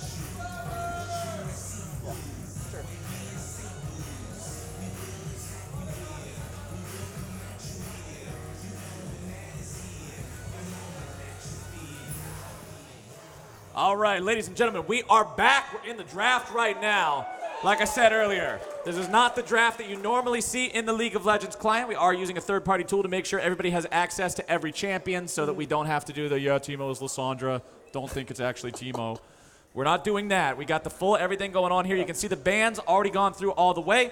Once again, my name is Captain Flowers. I'm casting here with Return. We're going to bring you the second game the same way that we brought you the first, except now we've got the entirety of the draft to bring you as well. It's Akali, Irelia, and Rise banned out by Harrisburg. Columbia College taking the Scion, the Urgot, and the Kaisa off the table as Harrisburg picks up the Camille here for themselves. Most notable thing here for me so far is going to be that Harrisburg, with the blue side advantage, still is banning the Akali and Irelia. They don't want that out. And there it is. We've been looking at this one from a little bit from T-Sum, but whenever there's a Morgana, he loves to play that counter Soraka. Well, he'll have the Soraka into the Morgana, and we are once again going to see the same jungle matchup as game number one. Sejuani for Columbia College, Camille for Harrisburg. It wasn't a good time for Camille in the early game last time around. I would hope Harrisburg has been very, very aware of that. They've made the changes that they need to make in terms of what they're planning for this draft to make sure that he doesn't get run over in the early game. And hey, if you want a strong top laner in the early game, Aatrox can manage to do a lot of work. Oh yeah, Harrisburg. There's two top laners that they truly love to go back to time and time again, and that is the Urgot and that is the Aatrox. Of course, if you get any sort of advantage, you can just blow it out of proportion with Aatrox. It's like a flashier Riven almost, does quite a bit more. But that's still going to leave the mid lane open, and ADC Jhin does mean that we're going to get a lot of ADCs, I feel, cut away, and there it is. Varus and Kaisa already knocked away. Getting rid of that Varus means getting rid of some of that big CC potential, also some of that laning strength. We'll see how Harrisburg want to go about their last couple of bans. They know their opponents already have jungle and bottom lane locked in, so solo laners are the name of the game, with LeBlanc being the first one of those taken out as Columbia continues targeting that 80 carry pool and removes the Ashe. And they're going to be whittling down here, and you got to think what is left on the board. Certainly Tristana has been a very popular choice this game. Not really the counterpick you want into a Jhin. Jin's definitely going to out damage deal you just straight to the face in the early laning phase. But it's definitely not out of the question. Of course, you see on the screens, I love the collegiate drafting. It's all the gather around the coach. Yeah, everybody gets together in the huddle. You're all talking back and forth. Let's see what the last one is here for Harrisburg. Blue box. It's the classic. It's the collegiate classic. I hate playing against blue box. He's super overpowered. We really need to balance him better. It knocks him out of the way. Hopefully there's some communication going on stage so we can get that one sorted out. But I do have to note, Harrisburg banning LeBlanc. That is a staple pick of Gray. He loves to play aggressively, and give me the Hecarim top lane. Give it to me. Hecarim locked in top lane. For those of you who do not follow the NALCS, during the final match of the Gauntlet, TSM versus Cloud9, they decided to pick this as the matchup on the side of Cloud9. Haunter locks in the Aatrox early. Licorice decides to counter with the Hecarim. The champion does a very good job against Aatrox because of the fact that you can just abuse the fact that his Q cooldown is long early. You can spam your own Q on him. Hanser was very unfamiliar with the matchup. Licorice was able to take advantage of that. I don't know how familiar these players are specifically with that matchup itself. It is unusual. Yeah. Hecarim Top is a relic of the past that we have only recently seen with that TSM versus Cloud9 matchup. So I'm excited to see if Columbia can pull this off and make that work the same way Cloud9 did. Yeah, I can say from experience that this pick has been making the rounds behind the scenes in the collegiate scrim area, but like you said, players that are played all day to play League of Legends, it was a little bit janky. We have to see whether or not Columbia College are super onto this one. And there's that mid lane matchup, but it's not the way I would expect. It's actually going defensively Orianna with the blind pick into the aggressive Syndra in that mid lane. Oh, it's still being offered, so maybe not, but... Orianna blind pick's just one of those champions that's very safe. Ooh! All right. I have been told that Vladimir is the 5th ban that came through there. The notorious blue square was actually a vampire in disguise. Yeah, it's just what vampires look like during the day. They're blue squares. Don't worry about it. As the final pick on the side of Columbia College is Aurelion Sol. There's a champion you don't get to see too much. I am excited to see it here in this game, going up against Orianna, one of those champions that was evergreen for so long. A safe blind pick, brings pretty much everything to the team. You've got shielding, you've got damage, you've got big team fight wombo combo potential. That matchup will be exciting. Top lane matchup's gonna be exciting. Jungle is a rematch. Bottom side, Ezreal versus Jhin. Ezreal is one of those champions that is so hit or miss because he's often seen as something that you pick to lose gracefully with in lane. But you also have to take advantage of the mid-game spike that you can get out of your Trinity Force, out of your Muramana, before your opponents really come online with multiple crit items. So that one will be interesting to keep track of as well. It's the classic pick of the roaming support. You kind of just want to leave lane for about 5 hours. Support ADC, do your thing, get some farm, but we'll have to see whether it's unlocked here, but that Aurelion Sol. The main thing that was really the defining point for me in that jungle pressure was the pushing mid lane. Rovek's on that shoving lane on the rise, but now Asol, you basically get to shove the lane whenever you want. The stars, it's all in the stars. Right, that's what this champion is known for. For those who are not familiar with seeing a lot of Aurelion Sol, because it's not a champion you get to see very much of, you expand the stars, you chug your corrupting potion like it's going out of style, you spam all the minions down, you go back to base, you just keep doing it. So your opponent is constantly under pressure. You're always going to be pushing. Going up against Orianna, she will not be able to clear equal to him early on. Once she gets some AP, obviously, you can sort of just hit the wave and not worry about it.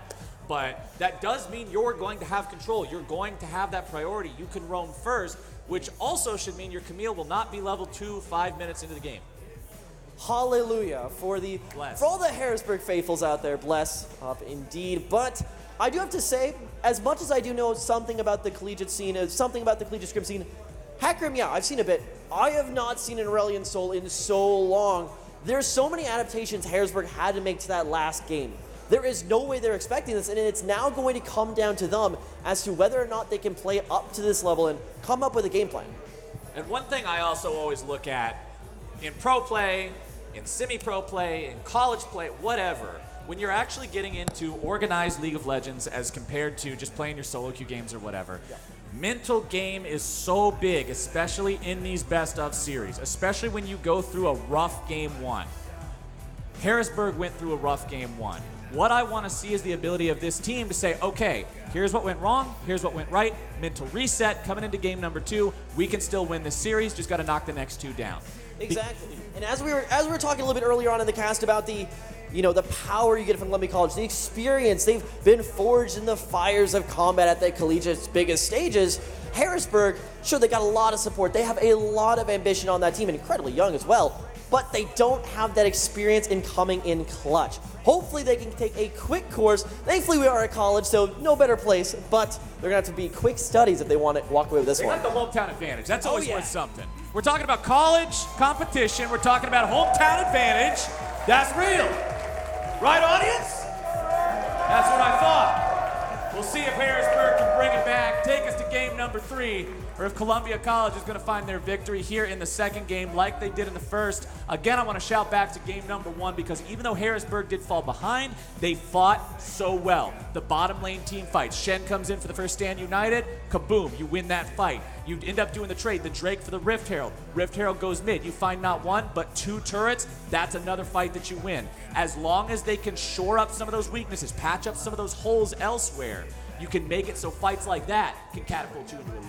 Exactly, and if you go back to last game, and if you delete everything that happened in the first 5 minutes, if you replace that jungle CS with any number greater than basically 0, you have a legitimate fighting chance. Sure, Harrisburg, they didn't have the easiest to execute competition in the world. They didn't have that frontline tank. They didn't have the giant engage factor, but they were still impressing us in a lot of situations where they really shouldn't have. They pulled complete amazing plays out of absolutely nowhere, and that's what you need if you want a top-tier team. You need to have the mental fortitude that even when your jungler has been tilted off the face of the earth, they're still going to be able to find something and come in clutch.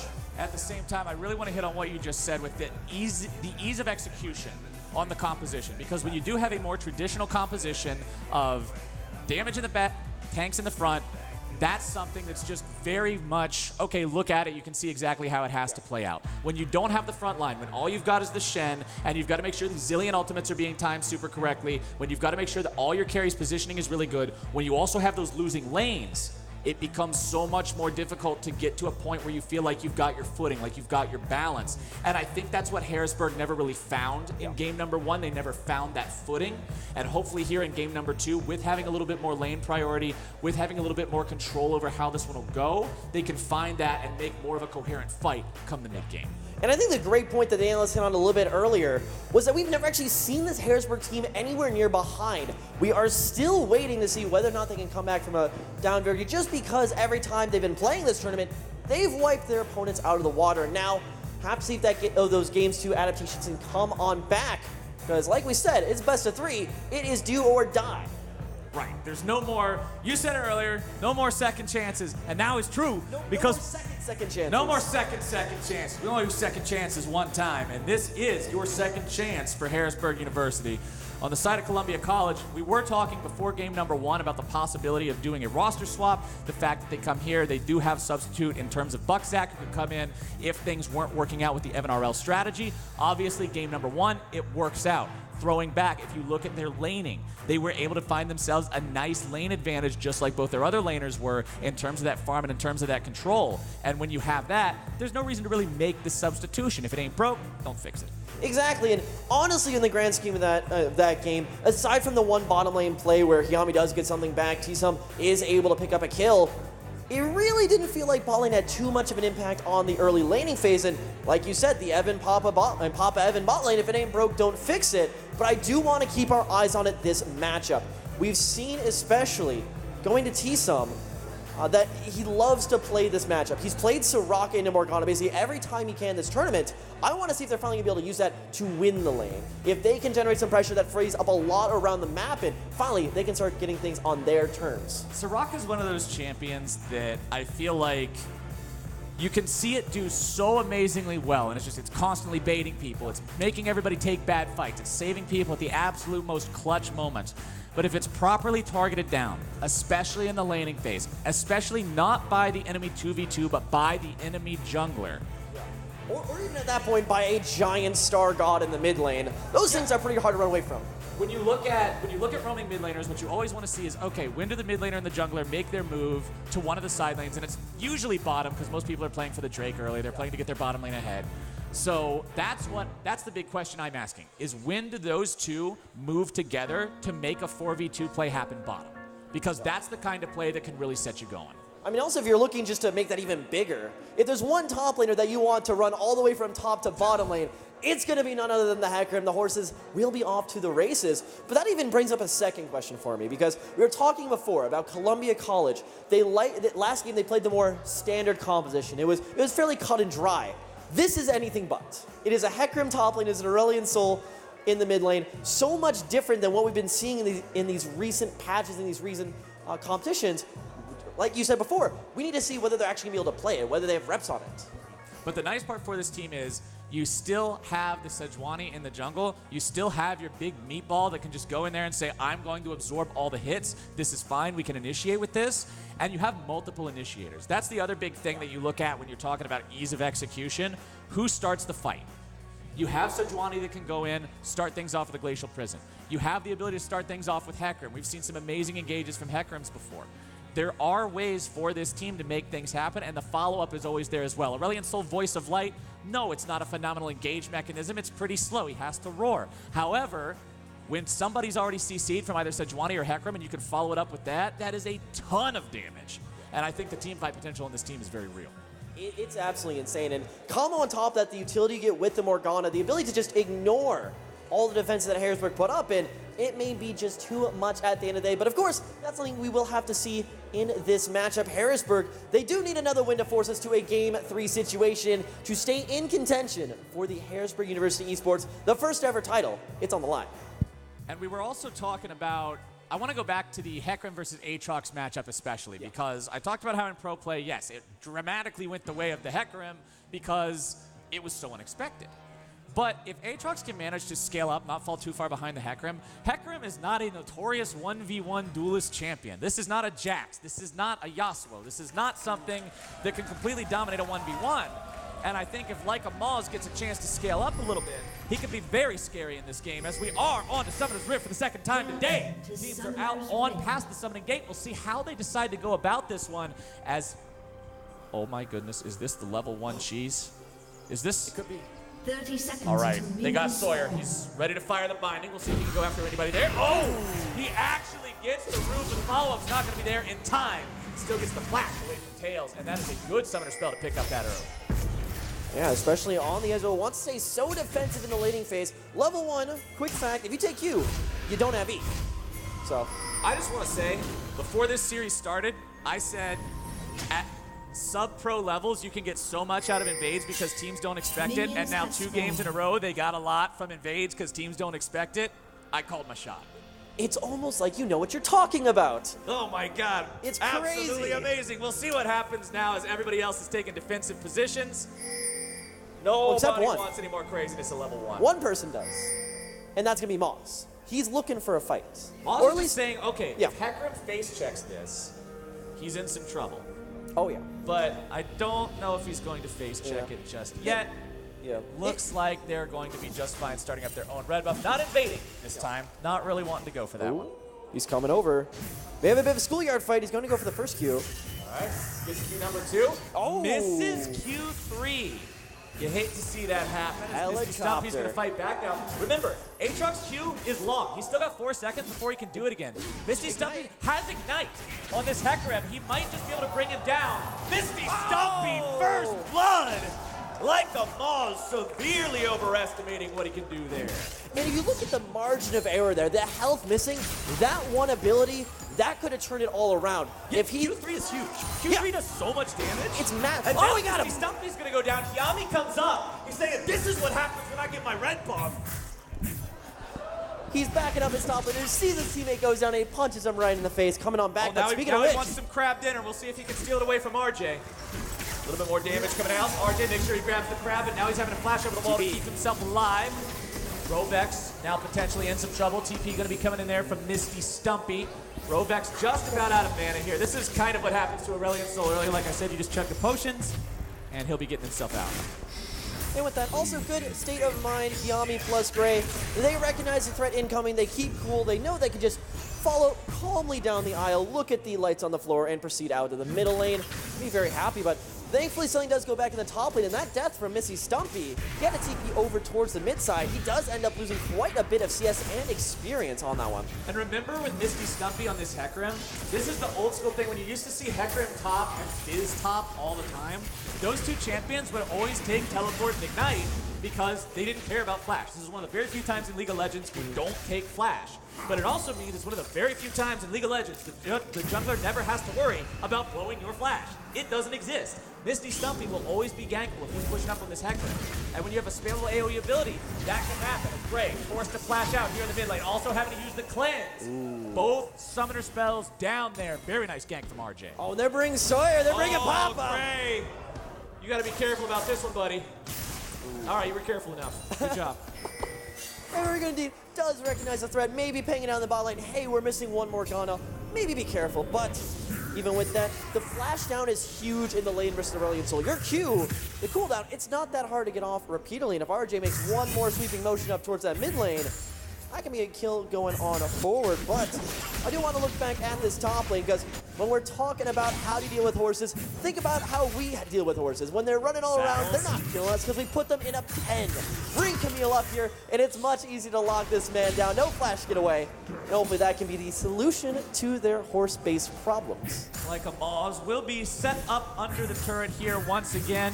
You can see he's already ahead on farm, and he's got a lot of minions left to still farm up that are being killed under the turret right now. So he's actually got a pretty substantial lead. Despite the fact that he got first blooded in the 1v1, getting the revenge kill on his opponent after TPing back and then having control over the lane and having level advantage and having farm advantage, he's been ahead despite getting first blooded. As every top laner, every player in League of Legends has said at some point, baited. I was completely thought through. I'm going to die early, he's going to TP in the mid lane, and then I'm going to have the advantage. Thank you, coach. But It was all planned. All planned. Of course. You see, the game's actually very even right now as well. You're not seeing those super runaway CS leads just yet, except for top side, who's getting pretty severe. Oh, yeah. But jungle's not always the best thing to measure it by in terms of farm. 32 to 18, still a nice lead there for RJ, but mid lane rather close, 9 up on the side of the Aurelion Soul, as bottom side is nearly dead even. First thing to note here is, with these first spawning of everything, this is going to be an Infernal Dragon. Oh, that's the one you always want to fight for, especially when you look at the composition. Damage in both top lanes, damage in one jungle, damage both mids, damage on 80 carries, obviously. And the support. Yeah. Morgana sort of does damage, and Soraka, no. Either way, the Infernal Drakes are very valuable this time around. Aurelion Soul coming towards that bottom side decides, yeah, they're a little bit too close to the turret. That's a Soraka. The dive's not going to happen right now. And if there's one bottom lane or one ADC in particular that you want to run against the threat of the Aurelion Soul, it's Ezreal. Sure, you may have to leave the Soraka behind at some point. You may got to drop the weight, but you're usually going to be able to Eon out of danger. So Robex is going to have to get really creative with these roams if he wants anything truly to happen. But RJ also in the enemy jungle yet again. Even though he doesn't have his opponent completely behind like last time, he's still always looking to steal these things away. Top side, it's 1 versus 2 for Misty Yami trying to get himself away. Yami comes out of the brushes using the flash, but a nice escape from Misty for now. Gonna keep him alive. Like a ball underneath the turret, goes into resurrection. Yami gonna be taken low, but it does not matter. The kill goes over anyway. And he gets the next kill in the lane. Hiyami's doing fantastic right now, but you gotta watch mid lane. This is a 3-man roam. Graves having to stay very far back. Doesn't want to walk any closer on that one. RJ will be forced out of that enemy chicken pit. And he'll go right on back home. Right direction. Unfortunately, Yami wasn't level 6 just yet, so maybe wasn't going to throw down the ult. I'd be impressed by the level 5 ult, but not quite yet in this Yami matchup. gets revenge for game number 1. Casually steals away the red buff. Smooth criminals his way out of the jungle as 4 people collapse. And now he's the one who's got himself that second buff already ready to go. He's got his own still standing in the bottom side of his jungle. Things are looking good right now for this squad. Currently sitting on a 300 gold lead. Not anything crazy, but considering if you look at where they were this point in game number 1, they were already down 1,000 gold, 1.5k. This is a much better early game performance from the side of Harrisburg. And we said during that game too, if you erased the first 5 minutes, it most likely was a game that very likely could have gone a Harrisburg way. Well, now the Harrisburg fans, your wish has been granted. You guys are on even footing and looking so very nicely. But biggest thing with Harrisburg right now is when you see these competitions, the Hackrim, the A-Soul, stuff you haven't seen in a while, the first thing you got to get over is the mental block, the scare factor, the what the heck do these things do? I haven't seen them in a year. And Harrisburg, they're taking it in stride. Teleport going to be available very soon for both top lanes. It's a couple seconds away for Moz. It's a little bit further for Misty. Two-shot barrage comes out, finds its way onto both enemy players as well as that minion wave. Good aim there from Tails. Gotta be careful. If the mid lane start to roam, A-Soul has the advantage. And here comes Yami. A-Soul has advantage. RJ also hanging around the bottom side of the river here. Tails trying to get a little bit of damage, gets rooted up at the same time. Yami sitting bottom. The control ward in the brush, making sure he's not seen just yet. He will be seen if he walks forward at all. I do believe you see the, yeah. You do see, yeah, there he goes. He is seen eventually, but he's out of there. Went a little bit too sneaky there, but RJ is going to take a lot of vision priority on this bottom side jungle. Basically, as a little bit of a feat, as a you ganked my bottom lane, I'm going to take your jungle sort of deal. But that means still 9 minutes in without anyone pulling the trigger on a multi-man play. That's still a Dragon up. And that's still a dragon in the mid lane, shoving everything in instantly and making it so Gray is once again having to answer this. Rovex always with that priority, always making these things happen. Again, it's just like what we saw from him in game number 1 on the Rise, shoving in that Kassadin. Or he's going to have ways to answer like we talked about earlier. As time goes on, she'll be able to do something about that push. But as time goes on, it's just a little bit too late sometimes. RJ coming out may be there, in a bit of trouble. RJ way behind the flags. Yeah, Rovex makes his speedy escape, but the big thing there is Rovex was the recipient of that blue buff. If you think this guy likes to chug, but no. So about that blue buff, Shockwave gonna pull him right back in. Doesn't get taken down just yet. Will manage to get himself away from that one. Yami, very importantly, Voice of Light knocks Yami out of his own Hextech ultimatum so that thing drops and the Aurelion Soul is able to get away. If you don't knock him out of the ultimatum right there, he ends up keeping you pinned down and you probably die. And a turn descender requested on the blue buff, but unfortunately will make its way away. And if you think this guy likes those corrupting bots, he is absolutely in love with the blue buff. Because now you can just keep on pushing, no other care in the world, and finally make these plays down towards the bottom side maybe. But Yami may be one step ahead. Yami again trying to make these plays happen. We'll see if he can find his way here into the bottom lane. Will walk over a control ward as he moves down here, so can't quite get the angle he was looking for, but clearing out some of that vision will make his opponents think twice about playing aggressively. RJ also hanging around the bottom side, grab the blue buff. There come your shots. The Ignite will do it, and Sawyer Nelson. He's going to be contending for Sawyer Nelson 1 after those kinds of plays. That Ignite making sure that he grabs that kill. And that's the second one on the board here for Columbia College. Infernal Drake now going to be started up by those boys as well. And we'll see if their opponents try to contest it. Harrisburg does not want to give away this valuable Drake, but at the same time, discretion is the better part of Valor. You just got to let it go sometimes. You know when the fight is lost, and that is that first neutral objective going the way of Columbia College. Harrisburg has been looking really good in this early game. They want this game to go later so they can force the more standard-esque team fights against the non-standard members. But of course, it's always just one member out of position. It's one pick that can turn into a domino effect of those kills going over. And fortunately, that death there from Tails does mean the Infernal Dragon. That still means Harrisburg, it's still an even gold game. The top lanes, the supposed counter pick, it's not quite doing as much as Columbia would have hoped. It's doing the opposite of what they would have hoped. It's down 25 CS. This is not a situation you want to be in. He's not really off to the races. He's more towards the glue factory at this point, but certainly quite a ways away from it yet. Still trying to make his way up there. But yeah, shoving top lane does present a potential opportunity for Hiyami to exploit the first tower advantage, especially with Dragon gone. You don't have to hang around bot lane as much, and you're honestly not going to do too much for your Ezreal Soraka lane. But Yami, he's sticking right there on a ward. Don't know if he knows that he's spotted on out. While bottom side, Evan is just kind of on solo defense duty here as Sawyer roams around, gets a little bit of wards down somewhere else. You can actually see plenty of vision put down by the side of Columbia College in the bottom side jungle of Harrisburg, making sure they keep eyes around that red buff. Mid lane is going to be a play on to Rovex here. Shockwave coming down. RJ making his way into the fight as well, making sure it's a 2 versus 2, making a 3v2. Misty Stumpy goes in. The cavalry has arrived. The Ignite goes down. The shield wears away. The health bar burns. And Yami falls. Oh, so close. There was about like 5 damage, maybe too much for that shield, but that does mean top lane will now get a good amount of damage onto this tower, because that mid lane, it doesn't really bear much fruit outside of just that additional kill. It's nice in the pocket, but you need something a little bit more complete if you want to really run away with this game. Gray forced to flash out there as the collapse going to come in from RJ and Rovex. Remember, Gray doesn't have Shockwave available any longer. Did use it in the last play. Okay. Sawyer makes his way towards the mid lane.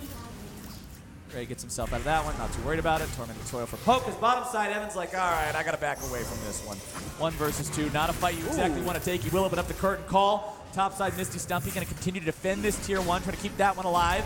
Soraka Wish comes down in the bottom lane there as well, making sure Tails doesn't fall. But here comes your dive. Tails with 100 HP, and Evan RL just sends a packet.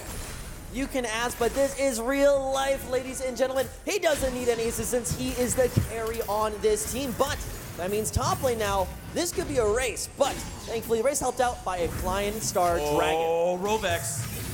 Made his way up here. Moss wants to get away from this, decides to go ahead, pop the ultimate, looking to stay alive just a little bit longer. Will be knocked into the resurrection phase. Should get plenty of health back from that one. Misty Stumpy getting himself away from the pullback on the chains. TP going to be used here to bring in Tails, firing off the True Shot Barrage. Field goal is good. Sadly not worth any points in this game as Rovex and Misty Stumpy get themselves out. That tier 1 turret likely to fall here though. The problem right now is that a lot of the members from Harrisburg, they're trying to use their advantages. They're trying to use their gameplay to get stuff ahead. Tails going to be very happy to take down that tower and even out that gold lead. And maybe not even, but 900 behind, still not a terrible place to be in. But the items just aren't completed. You haven't completed the Sheen item. You don't have a Triforce available for Tails. You don't have the first item completed now for Gray.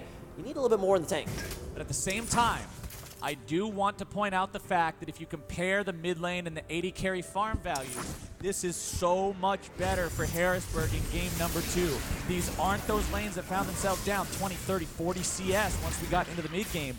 They're very much even. The big difference is in top, and that's actually favoring the side of Harrisburg as they will now go for the Rift Herald. Remember, they got so much out of this in game number 1. We'll see if they can find that same success here in game number 2 and knock down something with it. Harrisburg, they know their way around the halls. They know how to sneak on, out, and about, and they find their way to sneak off that Herald. But do they pull the trigger up here? Sawyer, he sees Sawyer walks in as soon as he sees that red glyph come out through the sweeper. Immediate shield onto self. Run the hell away. It's so strong because you don't actually know if you're the one standing in the bush.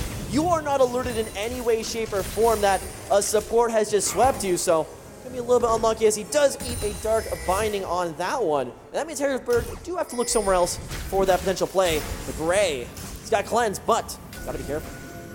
Damage there from Gray, making sure to knock a little bit of Sawyer's health off, maybe make him think twice about moving up that far again. Still about a 1,500 gold lead for the side of Columbia College. We're gonna maybe start another fight off here. RJ getting himself away from the engage from Hyami. Sawyer trying to go in, find the kill, and tease him, drops the ignite. Just Soraka barely gonna be kept alive as Rovex, the voice of light, roars, and he finds the kill. Evan RL also grabbing one there onto Hyami. We'll see if they can get anything else here. Stuns coming in, Chain CC coming out. Rovex gonna be taken below half HP. RJ moving forward again with that flail at the ready. Deadly Flourish will find its way over onto Moz. Misty Stumpy wants to go in there, find that cavalry charge, but it's not happening today. Instead, they'll settle with a 2-for-0.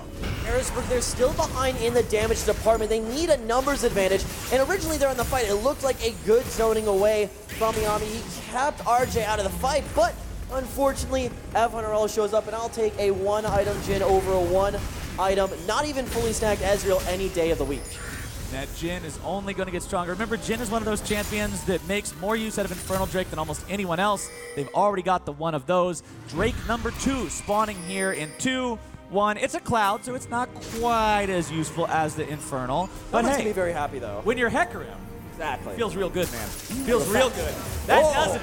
RJ is about to become very, very sad about the outcome of that one. Yami grabbing the kill as the follow-up comes in. That is one big star, finding the stun down onto the enemy jungler.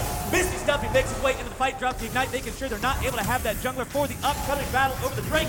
Neutral objective not going to be secured by this team anytime soon. Double kill over to Misty Stumpy, the top laner running wild.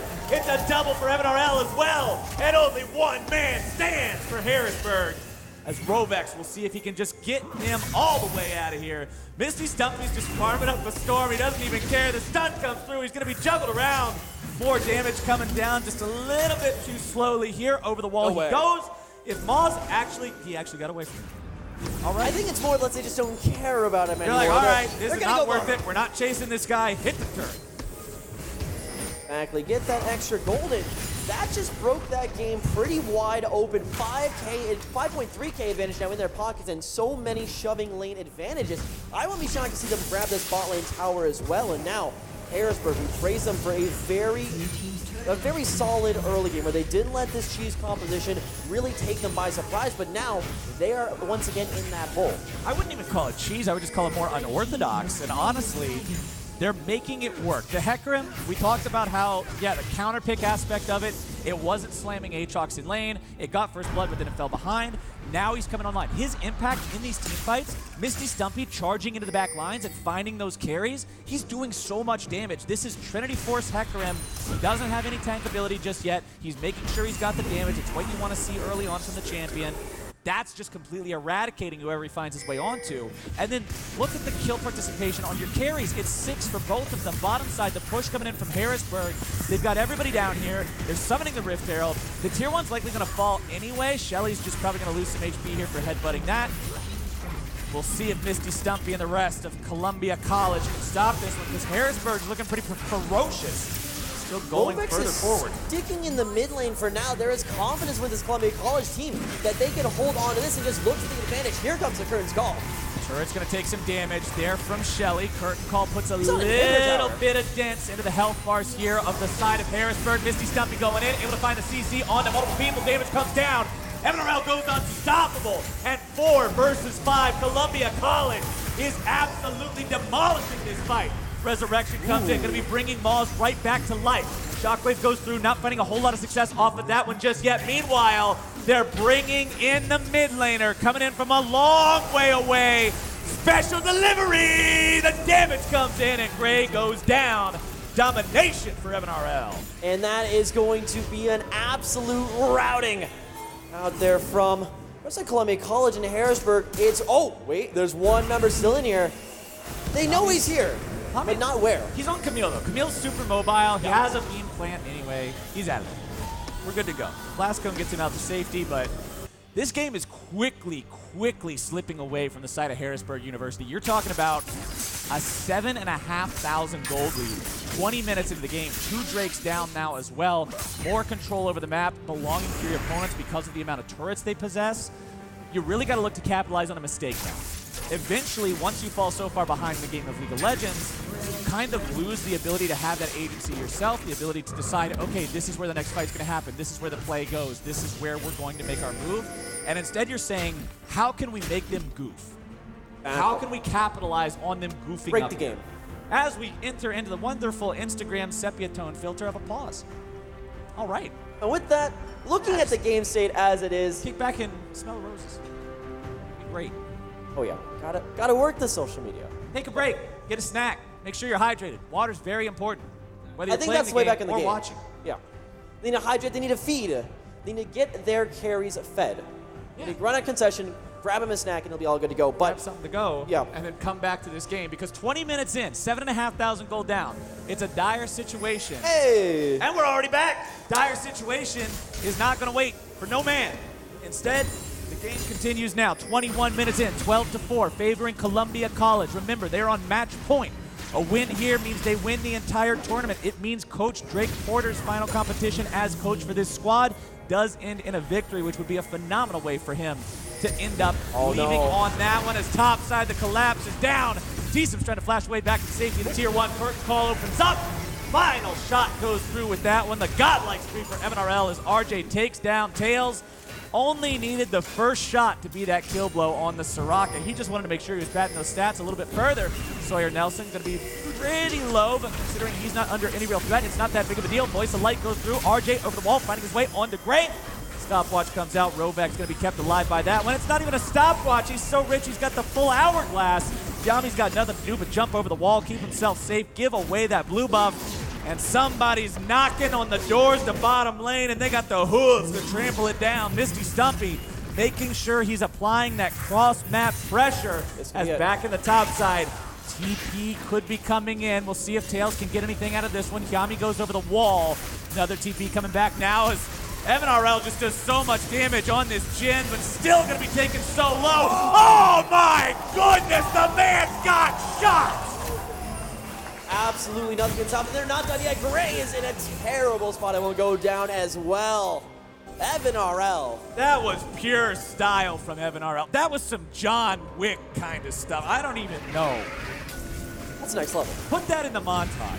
Oh, for that sure. was absolutely ridiculous from MNRL, as now the reward is he and his team going towards the Baron Pit, taking this one down rather rapidly.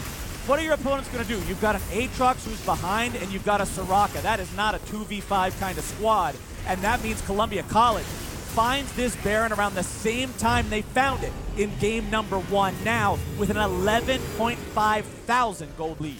It's just consecutively good fundamentals. It's going back to the basics. It's keep it simple. for all intensive purposes. And a large part of this early game, they weren't really making those showy plays. They never used the giant A-Soul before about the 15-minute mark. They were picking their fights very well, and they almost let the other side, let Harrisburg make that first mistake. And now they are reaping all those rewards. 9-0-2 on Evan RL. 9 very well-deserved kills at this point. Situation is very tricky at this point in time. Yeah, it's us. It's cool. Because when you've got this front line on the side of Harrisburg University, you've got your Aatrox, who has Black Cleaver and Yumu's Ghostblade now completed.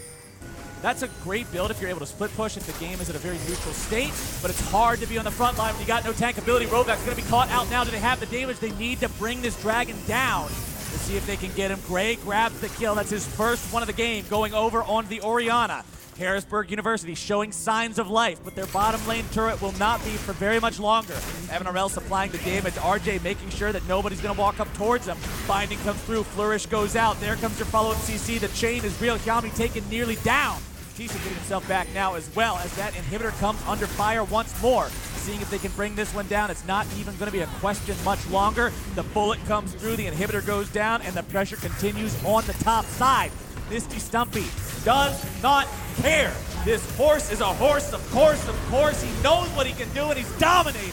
Grabbing the kill onto Camille as Moz will now once again be forced into the World Ender Resurrection, and he's about to be ended. RJ on the front line, one stack shy of being able to find that stun and seal his fate. They don't even care. Inhibitor down top side means 2 out of 3 are now out of the way. It's time to mount the mid lane push. He can move right on over. Baron, most of the way still up. They've got about a third left duration. Flash forward. Oh, nice job there by Sawyer, keeping himself alive. Good timing from Moz to make sure he picks him up. Gray barely kept alive there. Nice job on that one. Evan RL goes legendary, though. You've got to answer this, Jin! But you just can't do it. A triple kill. Not quite the quadra. The voice of light will take down T-Sum. Inhibitor turret number 3 drops. Inhibitor number 3 now the target. What is Yami to do? You cannot fight this. These guys are so strong. 12 kills.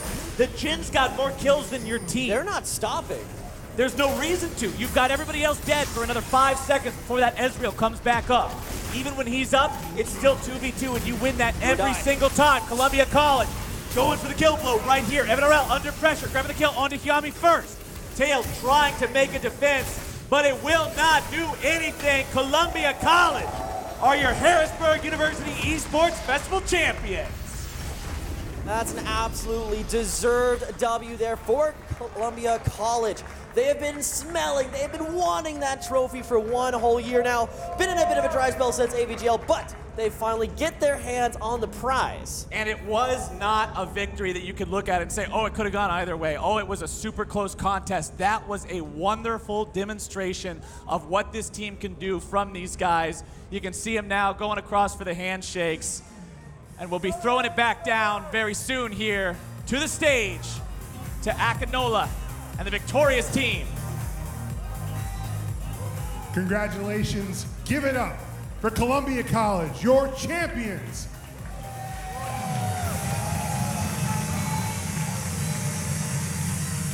Just like in Overwatch, Omen by HP wants to give you all winners a headset, a keyboard, and a mouse pad for participating and for winning. So shout outs to HP for giving that swag over.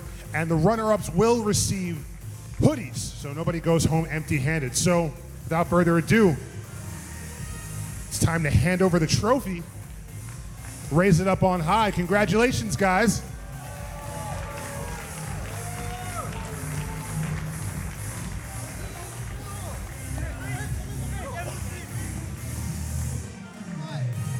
Coach Drake with a big W on the day. Congratulations. How are you feeling right now? Feeling really good. Not gonna lie, kind of expected it a little bit, but it's really nice to actually go through and see out the win. Harrisburg definitely put on a really good tournament, but also put on really good games.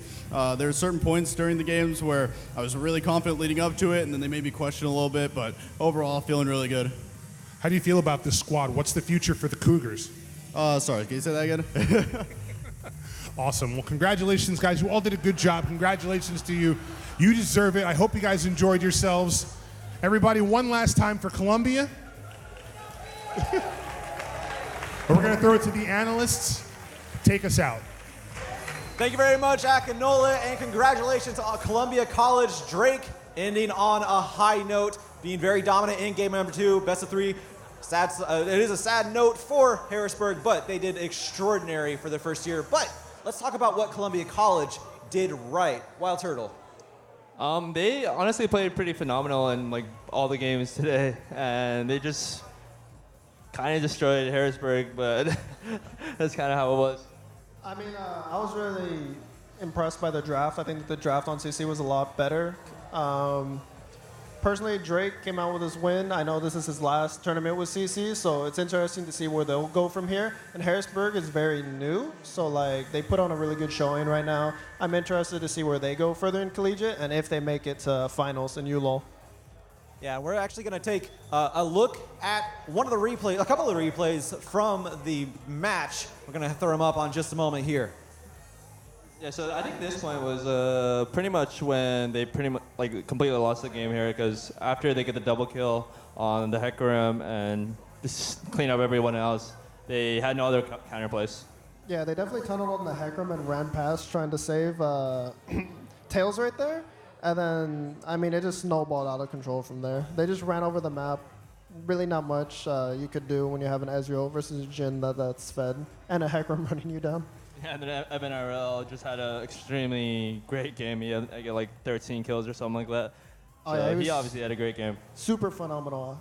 Flashy plays from him, you know. Pretty nutty player out there. But we're going to have to go ahead and toss it to Akinola. So. Hope everybody in-house enjoyed themselves. I want to thank you guys for coming out and dealing with all these crazy games. I had a lot of fun. For everybody who participated today, for the casters upstairs, for the analysts, for Overwatch, and for League of Legends, I'm Akinola Verissimo. Thank you very much for watching. Have a wonderful evening. See you later.